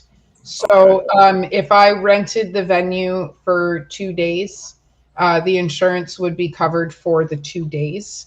But if I rented the venue for 5 separate days, it would be 5 separate insurances. Gotcha. Whoa. Days in a row for one event would, I believe, please don't quote me, I believe would be the one insurance, I think. But when it comes to separate dates and separate events, they're all considered individual events. Yeah. Okay. So it would be, Cool, though. well, yeah. But like, I mean, look at the fucking party we have. Look at the fun we have, and it's worth it. True. It's Yeah, so. That last event looked like a sea of people. It was It was sick. It was amazing. fucking awesome. And I will say that 50% of the 500 people we had walk through the door came out for Devils. There you go. Yeah, like 50%. Some people just There showed were a lot of Devils t-shirts. Yeah, in the crowd. and they didn't even stay for some of the local bands. That's also true. I noticed Yeah. this. Yeah, so like you guys are definitely a staple here in Niagara, and I'm so grateful that I'm the one that got to facilitate all that. I fucking love you for it, darling. We love have to Niagara thank Falls. Miles. We have to thank Miles for this, because if it wasn't for him, you and I would not be friends. So Miles is the connector to millions of parts of the body that is the metal scene. yeah, He is. He's literally Shut up, the Miles. glue out here. Fuck. For the 10th time, shout out Miles, Yeah. and a Shout out million Miles. more times. Yeah, and also, Miles, while you're at it, put your imposter syndrome away because we wouldn't be saying this if none of it was true. Yeah. It's all true. All of it's true. You deserve every single wonderful thing that gets said about you. And we can't talk your pedestal up high enough, and you deserve to be on it because you are huge to this community. You have probably taken 100,000 pictures, and that's not exaggerating. He's probably done 100,000 pictures, and he has captured every moment of our community perfectly. That's awesome. So You know, before we get going, there's one thing that you said, and it's like I kind of want to circle back to that right now, where you're just saying like, I wonder why some of these bands haven't gotten the chance to play bigger stages. It's part of that, and I don't know if you guys agree. It's just having the amount of musicians that are in our community right now. I think we are all feeling how small of a community it is. You know what I mean? And it starts with, rallying a larger community around these shows, working together. Like, start a band in your garage. Like, the time is now. Like, if you were thinking It's about, never been easier, dude. community. yeah, Dude, everything it's is never so been easier to write music. yeah, everything is so accessible. Miles, we love hot sauce too. So, like, find a way to make your music. That was so funny. But I think, like, in order to play some of these bigger stages, at the end of the day, we need more musicians to come out of hiding. We need you to come start a band, play some shows, come support your friends at a show. We're realizing as musicians that sometimes our biggest supporters are friends that we're meeting, by coincidence. And, that's a beautiful thing. But imagine if we had, a little bit more support from some of those other people in our lives, right? So big shout out to all the people that are real and show up for us. Thank you.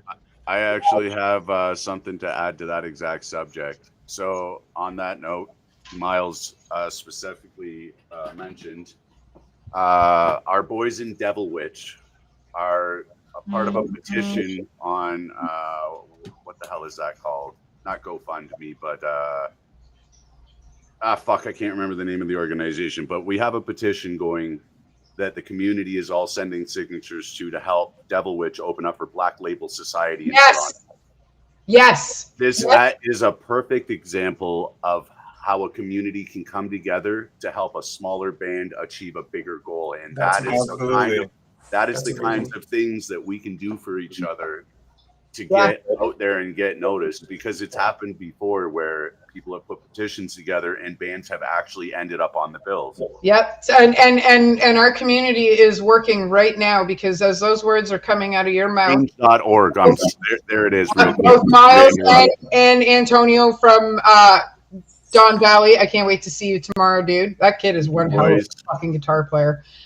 They both just posted the change.org for Devil Witch. So if you're watching, I see that there's a few of you watching. So get over there and click that link and make sure that you add your signature to that petition, because Devil Witch work really, really hard for everything that they have.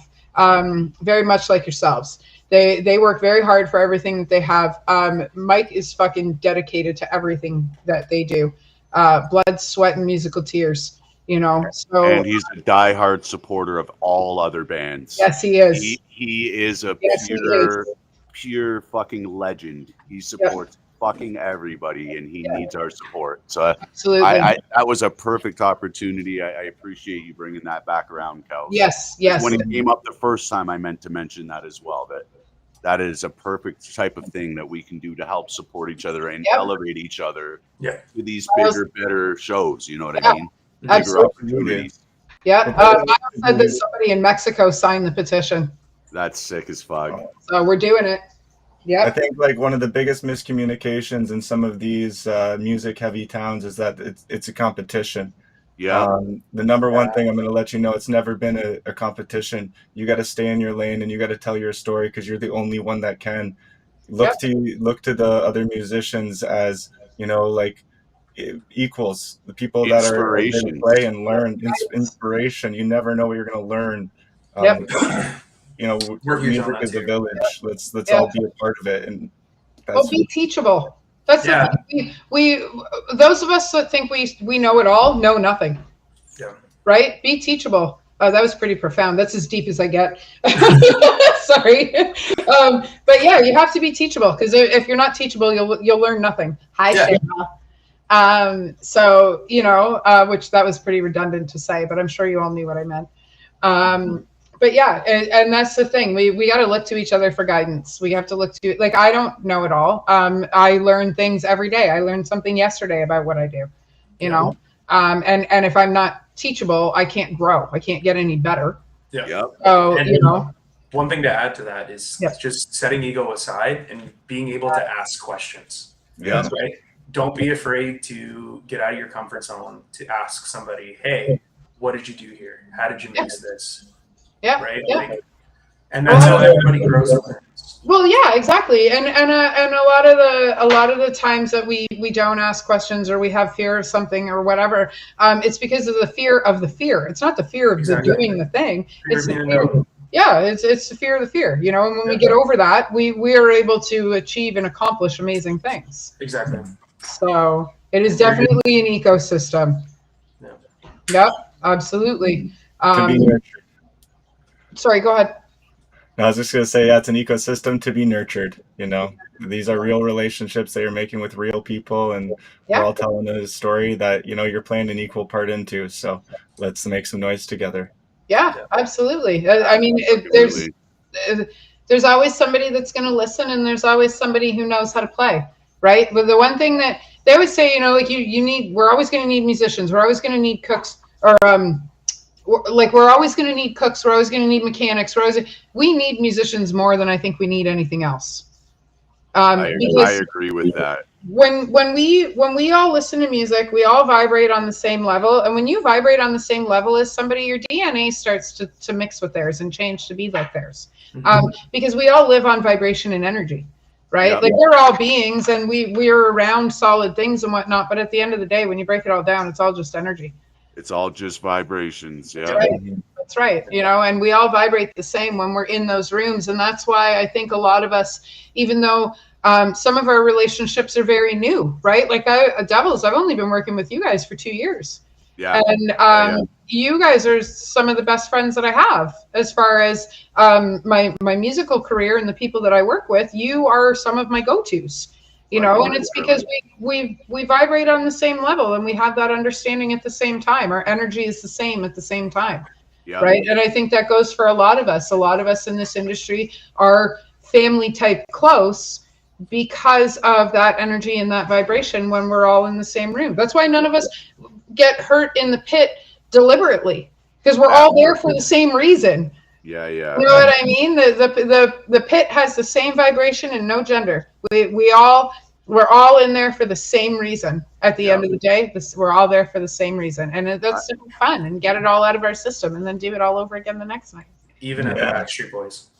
Yeah. Even at the Backstreet Boys. Even at the Backstreet. So, like, my collection ranges from like Backstreet Boys to like Goat Whore. Yes. To like the Those two artists together, amazing. Love that. So my mom was a Stella, and my dad listened to hard rock, right? So I grew up with like ABBA meets Joe Public. Okay. And so I don't know how we got here. Yeah. But here we are. So yeah, like my collection is insane. Like, when I gave my kid my collection, she went straight for the 90s, and she pulled out like, of course, Weezer and Nirvana and Toad the Wet Sprocket and Spin Doctors, and like, you guys probably have no idea who some of these bands are. Great fucking taste. Surprisingly knew a couple. Yeah, she's 12, right? So yeah, so and then my other one, she's been singing since she was 3 years old, and metal's not exactly her thing, but we get a lot of pop, we get a lot of Whiskey Myers and stuff like that. So we have a wide range of music in this house. We always go back to the metal. Hello, Stella. Sorry, I'm sorry I didn't say hi right away. So we have, I forget where I was going with that point, because ADHD and shitty memory. Oh, look, a squirrel. Yeah. Oh, yeah. Yeah. So there's two that fuck in the tree behind my house on a regular basis. So that joke was funnier to me than anybody else. Sorry. I forget there's an audience sometimes.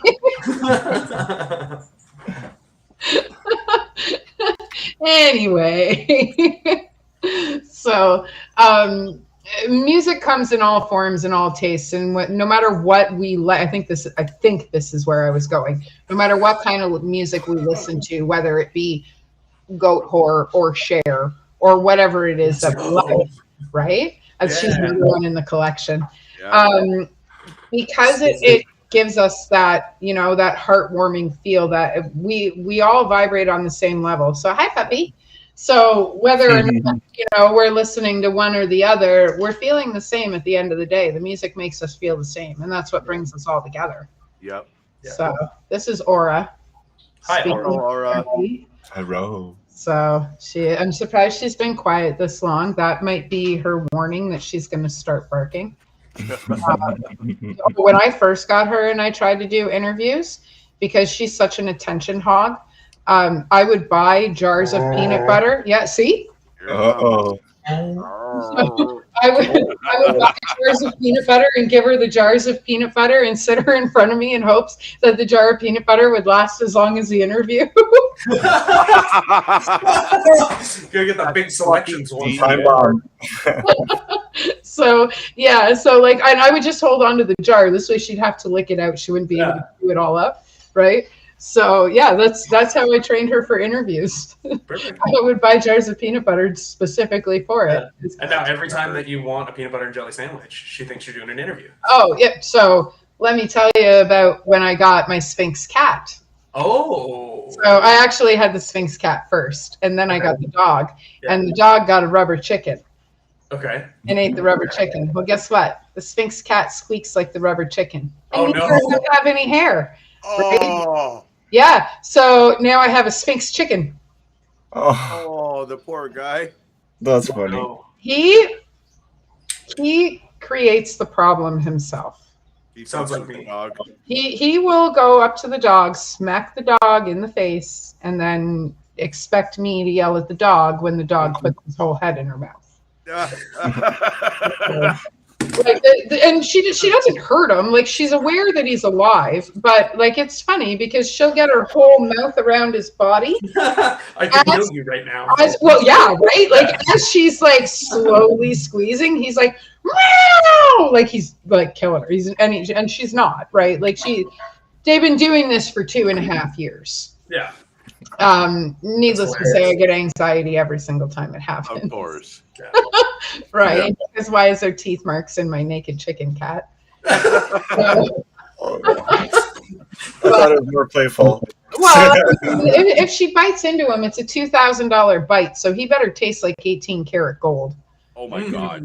Yeah, they're not cheap. They're not. No, And fuck I will say this: Ronald was a gift to us, so it was vet bills only that we paid, but that was the better part of under $1,000. So yes, Ronald behavior is fucking real, Miles. He knows. Miles and I will be on the phone chatting it up, checking on each other, and all of a sudden he'll hear Ronald, and like I'll yell in his ear, not on purpose, but Oh. so. That's cute. What do you guys have for animals? I got 2 cats. Children don't count. No. My daughter is feral like a dog, but Yeah. I mean, She's Gen Alpha, isn't she? yeah. Yeah, you're in trouble, dude. She's a wild one. Yeah. Yeah, you don't have to worry about her bringing home any boyfriends she can't handle, though. It's okay. Yeah, I'm no, not worried Gen about Alpha, they're insane, man. They were born with the I'll kill you gene, and then I'll help somebody look for your body. She's Yeah. wild. Yep. She is wild. Yep, I have a 12-year-old. Yeah. The honey incident. Oh, yeah, that's right, when he knocked over the honey.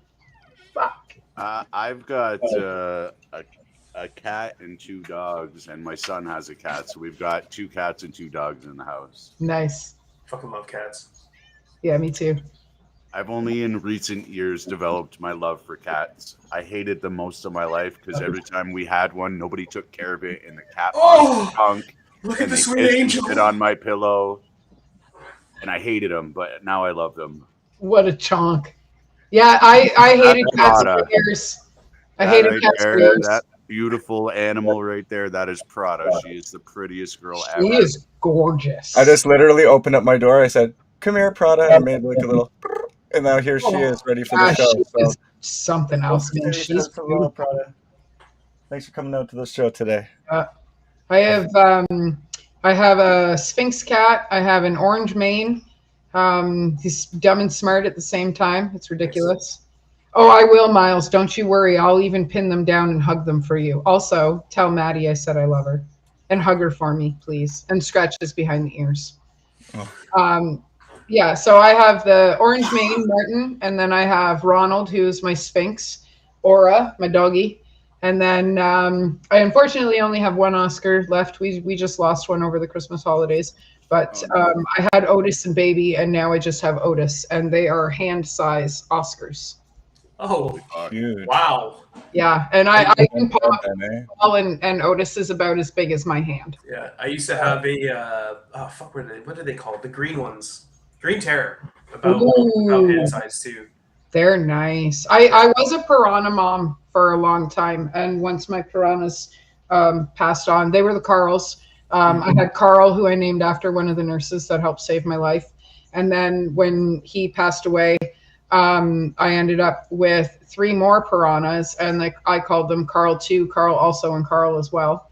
oh, I wasn't ready. I fucking love that, dude. So wait a minute. Carl 2 and Carl also? And Carl as well. And Carl as well. Oh, okay. Yeah. Was it hyphenated at least? No. It was, that was the names. Carl 2, Carl also, and Carl as well. And then Carl 2 and Carl also killed Carl as well. Yeah, I don't know what happened. I came home one day and there wasn't even a trace of the fucking skeleton. Yeah. Jesus. Yeah, I pulled out all the CDs. I thought maybe he jumped behind the tank because I didn't have a lid on the tank. I looked all over the place. I didn't have the dog at the time, so there was no, Ronald, he likes to steal things. Yeah. So I looked under my kid's bed, looked in nope, nothing. He was gone. If you disassembled that tank too and you didn't find a skeleton. Yeah. Gone. Yeah. Well, so after that, that tank ended up with 4 Blackmores, Josh, Sam, Richard, and number 4. And Josh was the one that survived. Oh yeah, and Billy. And Billy. And Josh was the only one that survived. He died about 6 weeks ago, and he was about the same size as my fist. Wow. Yeah, my animals seem to live a really long time and get really big. Hey, Cody, I saw that you called me. I'm sorry I didn't answer. I was live. So yeah, Cody from Burn the Castle. They're playing tomorrow night. I'm super excited. Oh, I hope hell yeah. tomorrow night. Cool. So yeah, they're on the bill with Don Valley and Don Valley, Nasu. You think I would be smart enough to write this on the inside of my hand? Don Valley, Nasu, who are fucking amazing, by the way. Burn the Castle. Who were the other 2? I said them earlier. I said all of them earlier. I've got a few shows in my head, so don't shoot me, please. No, you did amazing. Like I'm not gonna lie, you named off like 3 to 4 shows. Your birthday show, the market list, like you're fucking killing it, dude. Your whole memory is like you have ADHD or something. Yeah, well, superpower. Could you imagine what my brain bedroom looks like? Oh my god.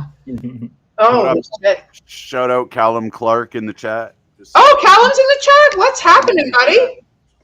Right on. Yeah, I just reached out to him today about Mayhem Metal Market.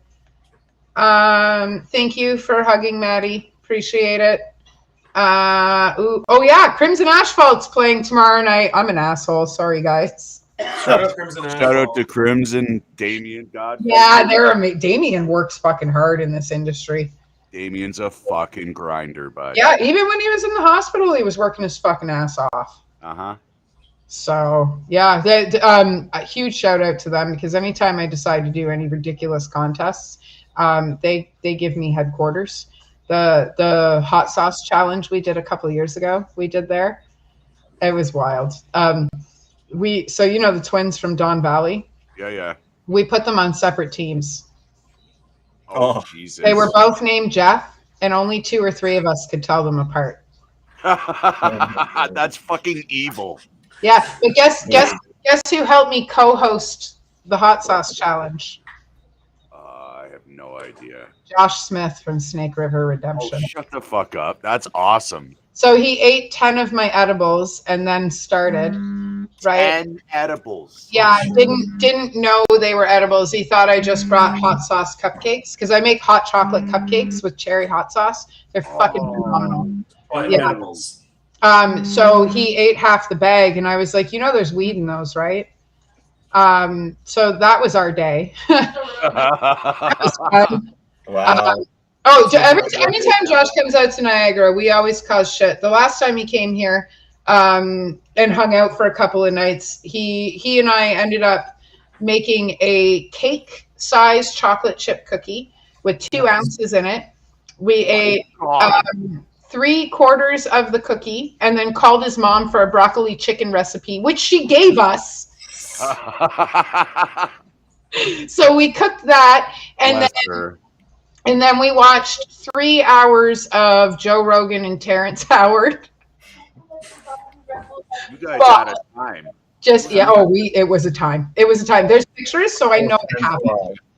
So yeah, so the every time Josh comes down and I give him edibles, I'm not supposed to give them to him until he's done performing from now on.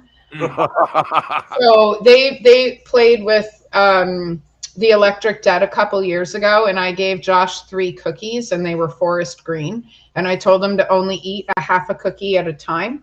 So I handed him the cookies. I turned around and hugged Jay, and when I turned back around, he only had a half a cookie left. Wait, the cookies were green from the butter or from dye? No, they were green from the 2 ounces of weed that I put in them. Oh my goodness. Yeah! That poor guy. Right? He probably slept so good. 6'7" or 6'5". He's a big fucking dude. Yeah, he's a giant fucking guy. So I gave him 3 cookies, and he ate 2.5, and I did not admit till the end of the night that I was the one who gave him the cookies, even though everyone knows it's always me. So when we're in Niagara, I'm going to stay away from you until after. Yeah. If the cookies the potency. I will come and say hi, and that's it. Yeah.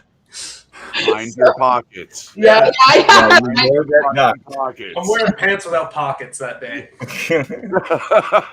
No ducks are going to be stowaways in my behalf. Quack. He's going to go home with ducks and weed cookies and wonder where his wallet is. Great time in Niagara. I'll go back anytime. Missing blood. This has been a time. Are you sure you want to book with me? Yes, absolutely. You know what they say? As long as they say it to your face first, it's okay. What? You're gonna steal my wallet and give me weed cookies? Where do I sign? Yeah. The government already does that anyways for 10 milligrams. So oh my God, you're not wrong. Mind the sweater hoods. Oh my God. So. Turns out that we, I gave Miles a handful of ducks, and every once in a while I'd turn and I'd just catch this motion. Oh. So there's probably close to 100 people that went home with ducks that they didn't know they had until after they took their hoodies off or somebody drank. 100% somebody. Well, so actually, somebody, I don't know if there's video of it, but I know that Williams swallowed at least one. There it is. Swallowed a duck. There it is. Did you see it? Never got caught. Good for you, dude. Me neither. Did you see the pictures that I posted of Walter Stock with that green thing hanging out of? Yes. So that was a piece of one of my dog toys. What the fuck?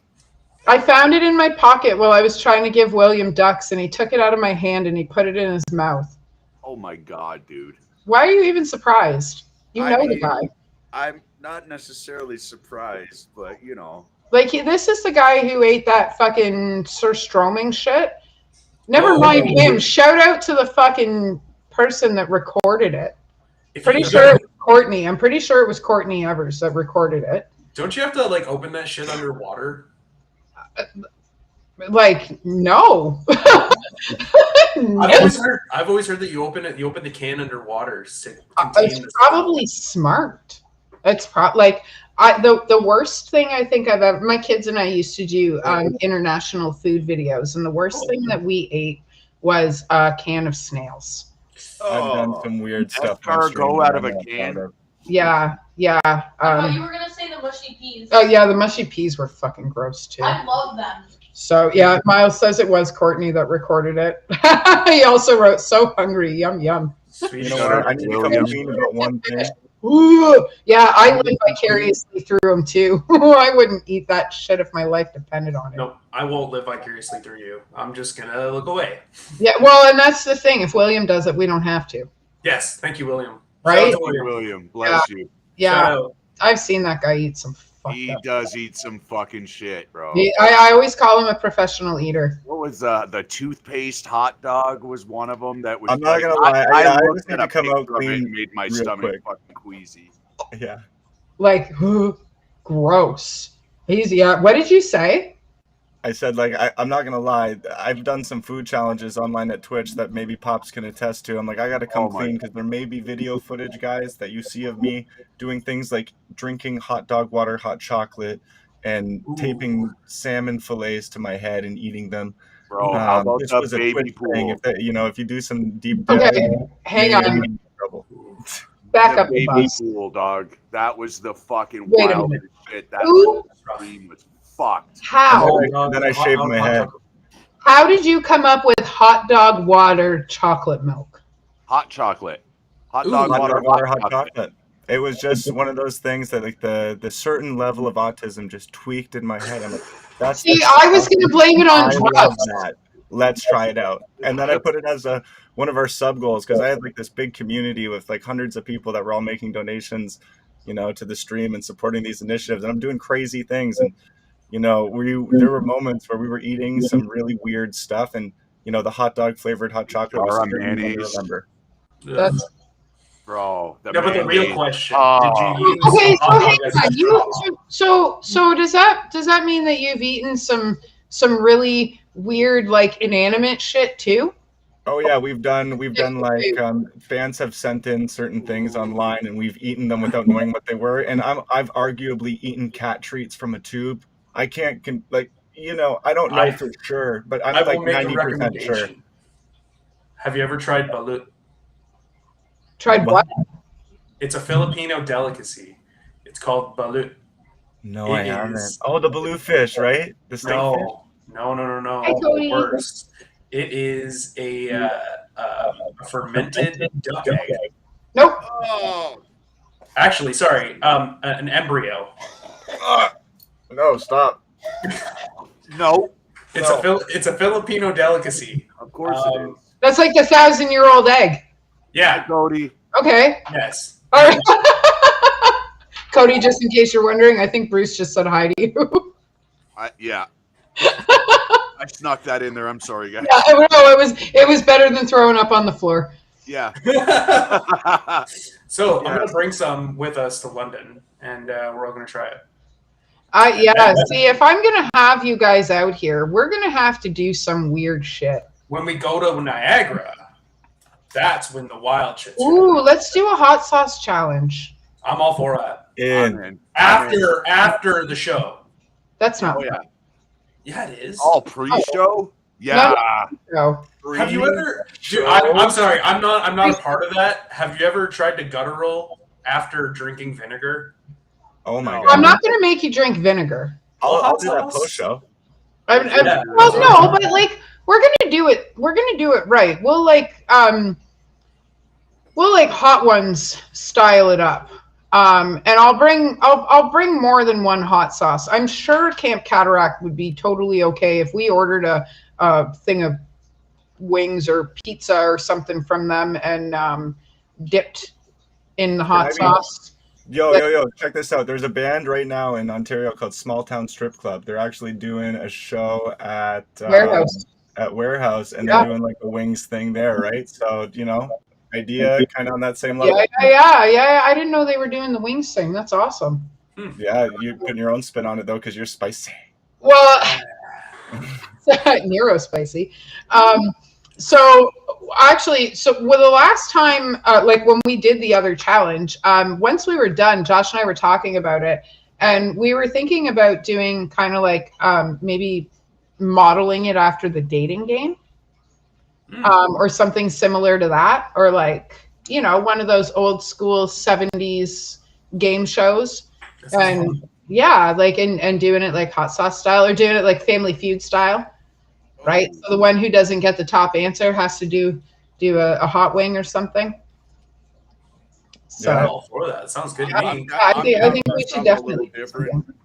I have about 79 hot sauces, I think, in my fridge right now. My whole fridge door is all just hot sauce and sourdough starter. So you got a condiment fridge, then, is what you're telling me. Yes. Oh yeah. Condiment door. Condiment door. Okay.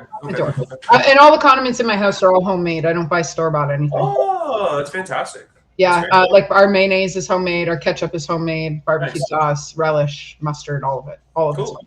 Yeah. I make my own barbecue sauce. Oh, that's amazing. Me too. It's super low in sugar, and they put this stuff called polysorbate 80 in all of our food now. It's a chemotherapy drug binder. Oh. Yeah. That makes me feel great. Yeah, no, it won't. It will actually deteriorate your bones. That's exactly what I'm saying. So, yes, and the reason I know about it is because that drug was the key binder in the rituximab that they gave me when I had the blood disorder. So on top of the 19 days of blood transfusions, I also had 4 rounds of chemotherapy. And You're a fucking superhuman. I told you. Bruce is like, yeah, she wasn't lying. No. Holy shit. Wow. Yeah. So I started doing research on that, because that's when I really started to go on the I hate big pharma kick. Was actually in the middle of getting the chemotherapy, because the quality of life is garbage. Yeah. I would rather die than go through it again. And I say that being a mom. So that shows you what kind of quality of life chemotherapy gives you, because that speaks loudly. Yeah. And you know what I'm like with my children. They are top tier of the people that are in my, and because of course they're my children, but that's how much I hate chemotherapy. And I also now have arthritis in my hips because of it. Wow. So they put that in your food. They put that in your bread. They put that in your fucking salad dressing. They put it in your mayonnaise. They put it in everything. Everything. So, yeah. So that's why we make it. I even make my own fucking chocolate syrup from scratch. That's cool. Yeah. Cup of cocoa. Well, half cup of cocoa, 2 cups of sugar, and a half cup of water. Nice. Bring it to a boil and pour it in a mason jar. There you go. I've recently been on a huge baking kick. Amazing. Yeah. Amazing. Like, for all of my Christmas dinners, I baked all the dinner rolls. Oh, that's awesome. That's awesome. Yeah. Fuck yeah. Yeah, that's awesome. Mike Hudson gifted me a 150-year-old San Francisco starter dough. Really? Sourdough. Yeah, it's 150 years old. That's he incredible. gave me 10 grams, and I now have about 700 grams. Okay, so when we come to Niagara, can I take some from you, please? Absolutely, you can. Okay, cool. Absolutely, you can. I want to start doing sourdough, yeah, but I don't want to make my own starter. I'd rather grab somebody else's. So I tried making my own starter. Her name was Dolly Parton, and I didn't do well with it. Oh no! So Mike, it was terrible. It was terrible. I was awful with it. So Mike gifted me 10 grams of his mom's starter, and his mom's starter's name was Fluffy. I didn't want to stray away from the Dolly Parton, so mine's name is Dolene. Nice. I like that. That's a good spin off of it. My wife would love that. Right? Yeah. Oh, I'm full of ridiculous puns. So yeah, when you take her home, just make sure you give her a good name. Absolutely. Definitely. I'll have my kids name her. Sweet. That's even better. That's awesome. Yeah. And two, I highly recommend. I follow this girl on TikTok. Her name is Gigi. Okay. She's super young, but she's been doing sourdough for 2 years, I think. Okay. And she has mastered it. Really? She does all kinds of different flavors, different add-ons, and stuff like that. She was where I got the idea for the blueberry bread, for like everything. Hot pepper bread. You can really put fucking anything into sourdough, and it's Yeah. I've been seeing a lot of like really crazy concoctions, and it's just like, holy shit. yeah, and it's gut healthy. So Yeah. like, I mean, if we're gonna eat bread, we should at least be eating, Something that's beneficial. your bread doesn't even mold anymore. I'm not surprised. Gross, dude. I'm Like, not surprised. why are we eating food that doesn't mold anymore? Did you know that? So you know what I learned yesterday? Bit of a nutrition lesson. Did you know that carrots were actually derived from the plant Queen Anne's lace, which is actually highly poisonous for women, and it actually used to be used as the day after pill? I did Really? know that. Yeah. So I've heard I that, knew that one. but I didn't know it was derived from carrots. No, carrots are derived from Queen Anne's lace. Yeah, If you sorry, look at that's Queen what- Anne's lace, that's and what- you look at carrots. So what they did was they basically spliced until they pulled all of the poison out of it, and then they just feed it to us. But how much of the poison of it have they really pulled out of it? Right? Like Queen Anne's lace, if you eat enough of it, it'll kill you.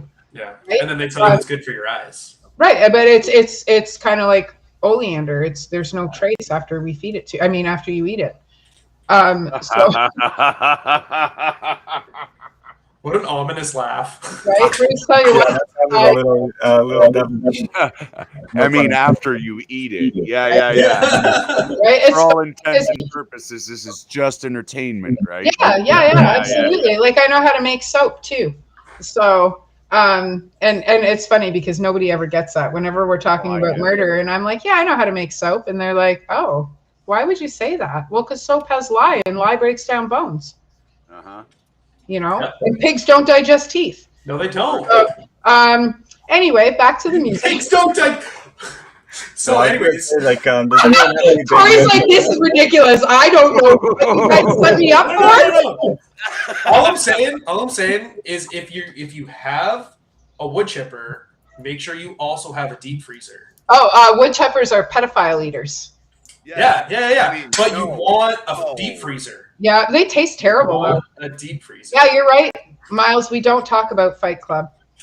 What's Fight Club? What are you talking about here? Miles, he said we don't talk about Fight Club. Who's that? What's that? Just like we don't talk about how I make soap.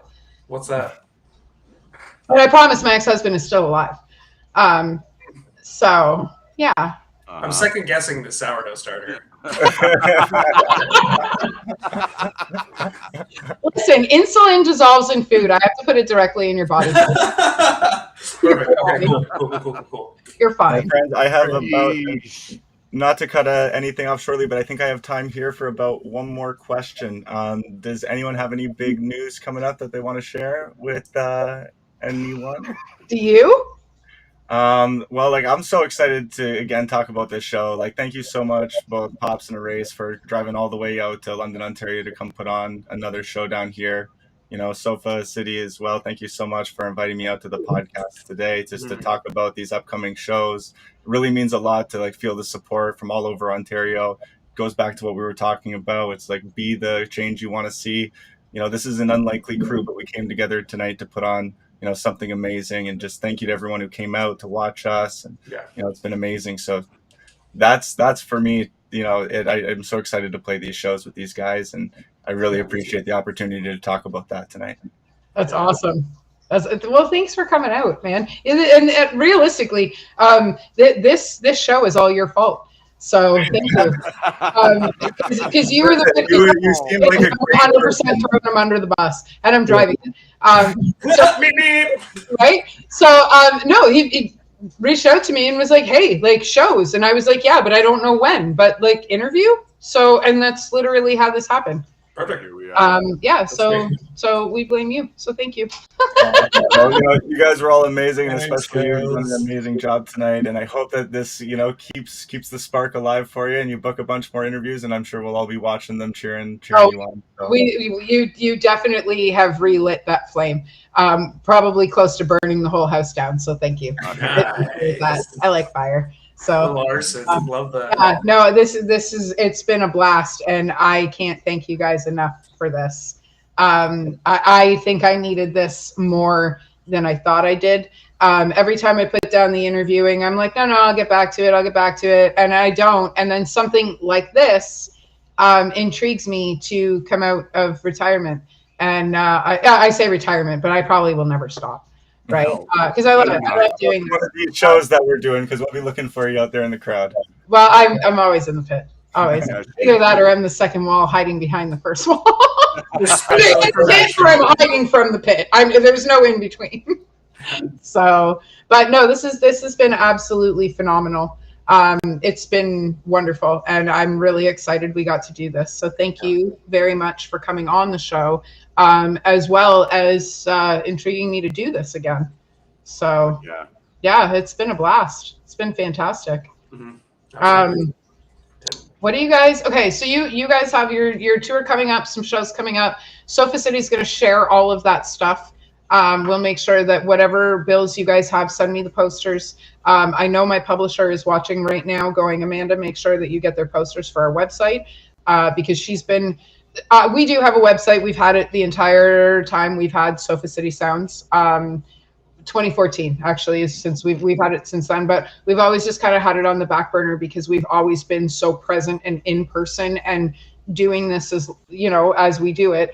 So send us the posters. We'll get them put up on the website. Send me all your links for your music, and then send me the picture that you want to be the link, and we'll post your bands on the website. So when people go to our website, they can click on your band and it brings it right to the social media that you want them to see. That's awesome. Wow. Yeah, and then I'm not sure when physically I'm going to see you guys, but if we can figure out a way for me to get merchandise from you before June 5th, I would love to bring all three of you to Comic-Con with me.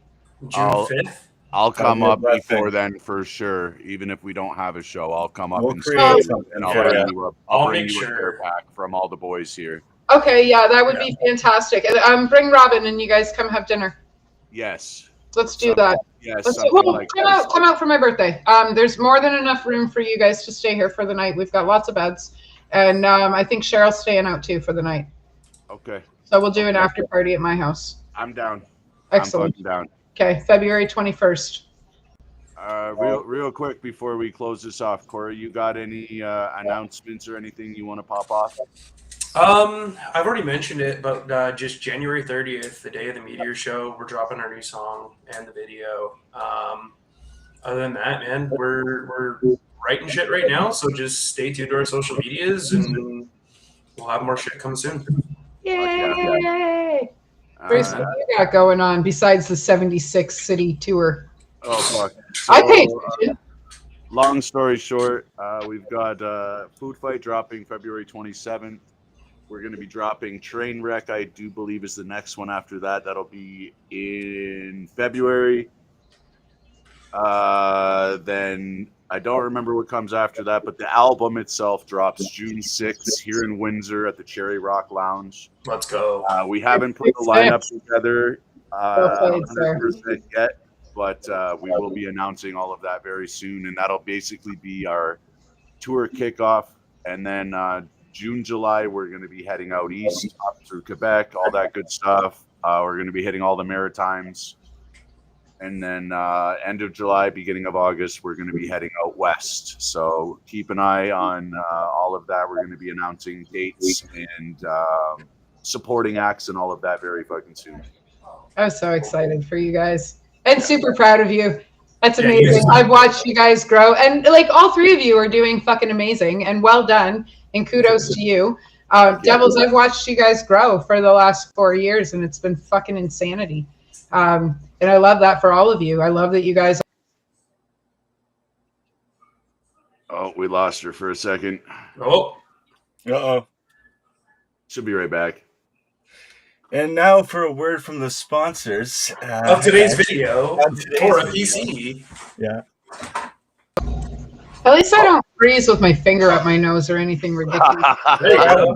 That would be clip worthy. right? Yeah. I know. I know. I make some ridiculous faces.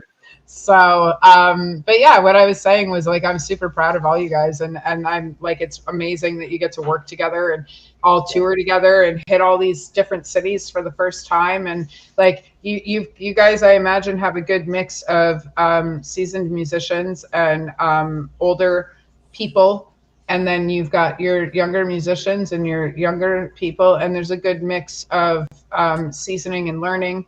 And I think it's wonderful for all of you guys. Thank I you so do. much, friend. I think it's Thank fantastic. you. And thank you for being such a big part of it. Thank you. Of course, I wouldn't miss any of it. I love working with you guys. So I have a few shows coming up at camp. There's a whole bunch of bands. Each show is $10. The last one is a punk show, and Iron Moose is on the bill. That's how I dealt with that one this time. Fuck yes. February 21st. Eaten by Sharks are doing a live video shoot, and we expect you to come dressed as your favorite nautical whatever, whether it be a mermaid or a pirate or a shark. Make sure you dress up. There is a contest. There will be some fun prizes. We will also be doing a contest for 2 free tickets the week before the show and some fun Sofa City Sounds merch. Cool. What else is happening? Oh, I guess I should tell you who's on the bill. Mindswell, Cryophilic, Catastrophic Hemorrhage, Duskwalker, and Eaten by Sharks. What a way to turn 43. So that'll be fucking fun. And February 21st. then February 21st, it's a Saturday. Perfect. And then we have you guys coming out sometime in between March and June. Not sure when it's going to be, but we will get that all figured out. And then we're going to stay quiet until Comic-Con. And then after Comic-Con, we have Mayhem Metal Market. Second Mayhem Metal Market is in the works for 2026. So we will be doing 2 full-size Mayhem Metal Markets. Cool. I may have a vendor that will be reaching out. But yes, please send them my way. Bands are also open to vend as well. We eventually would like to turn the Mayhem Metal Market into the Mayhem Metal Convention, because there is no metal conventions in the world, let alone North America. So we are encouraging bands to buy tables as well. They're only $45. Oh, And yeah, so that gives you the opportunity to come out for the day, hang out, watch somebody swallow a sword, eat some pizza, get your face painted, you know. watch some bands. Yeah, hang out in the pit with Scavenger Todd. That'll be fun. Because Todd will be there. So yeah, it should be a fucking blast. Oh, what do you mean Devils has a fundraiser? No, that's awesome. That's fantastic, Robin. We will figure out dates, and we She's will. right. Yeah. She's right. All right, we'll get it all figured out. We will. That's a big one too. This is second annual. I almost forgot to shout that out. Yep. Olivia's second annual pig farm fundraiser. There's a sick pig. Is her name Charlotte? Her name is Charlotte. And we've been helping fund some of her medical bills and her feeding and whatnot to help keep this farm Amazing. up and keep them moving so that they don't lose their best friend. All right. Well, we're going to help with the advertising and the marketing on that one from out here in Niagara to help draw for you guys. Thank you, baby. Absolutely. We will I make sure. forgot one thing. Can I bring up one more small Robin, thing? thank you for letting us know that. So What do you got, Kels? You know what? I forgot one small thing before I forget. We actually are just announced, it's the last piece of news that happened on our Instagram, but we actually just announced a new single that's going to be coming out with Ryan Tour from Scary Gnome Studios. It's a big name that if you want to look that up, you'll see why it means so much to us. Some of the accolades he's worked on are amazing, so big shout out to Scary Gnome. sweet. And Ryan Tour there, and we really look forward to recording with you and bringing our first song to life and sharing it with everyone. Thanks for giving the new guys on the block a chance to work with you. It's amazing. Fuck yes. That's awesome. That's fantastic. Well, we're going on 2 hours and 8 minutes, and This is a Joe Rogan show? What? yeah, dude, Yeah. super easy. That's wild. That's what happens when you get people that you mesh well with. You just it just all kind of comes together and flows. Aside from Snake River Redemption, this is the longest interview I've ever done. So, yeah. Great. So, Yeah. yeah. So thanks you for for that. having us. Absolutely. Yeah, I can't say next week we have so and so coming up because I have no fucking idea where we're going from here. So, so look out for us at Camp Cataract tomorrow night with all those fun bands that I mentioned. And the 6th and the 20th will be posted on Saturday. The 21st is already up and moving around, so that's a good one. That'll be fun. And then, yeah, we from here on in, we got nothing else to say. So, thanks, Miles. So, yeah, I appreciate the fact that you three came onto the show tonight. I'm grateful. Thanks for having us. I would love to sit and talk to all of you individually, as well as do this again. Absolutely. Yeah, for sure. Last, for sure. Yeah, I'm going to end the stream, so everybody make a funny face. And if you can't stick around, totally okay. Bruce, if you want to stick around for a minute, I will answer whatever questions you have.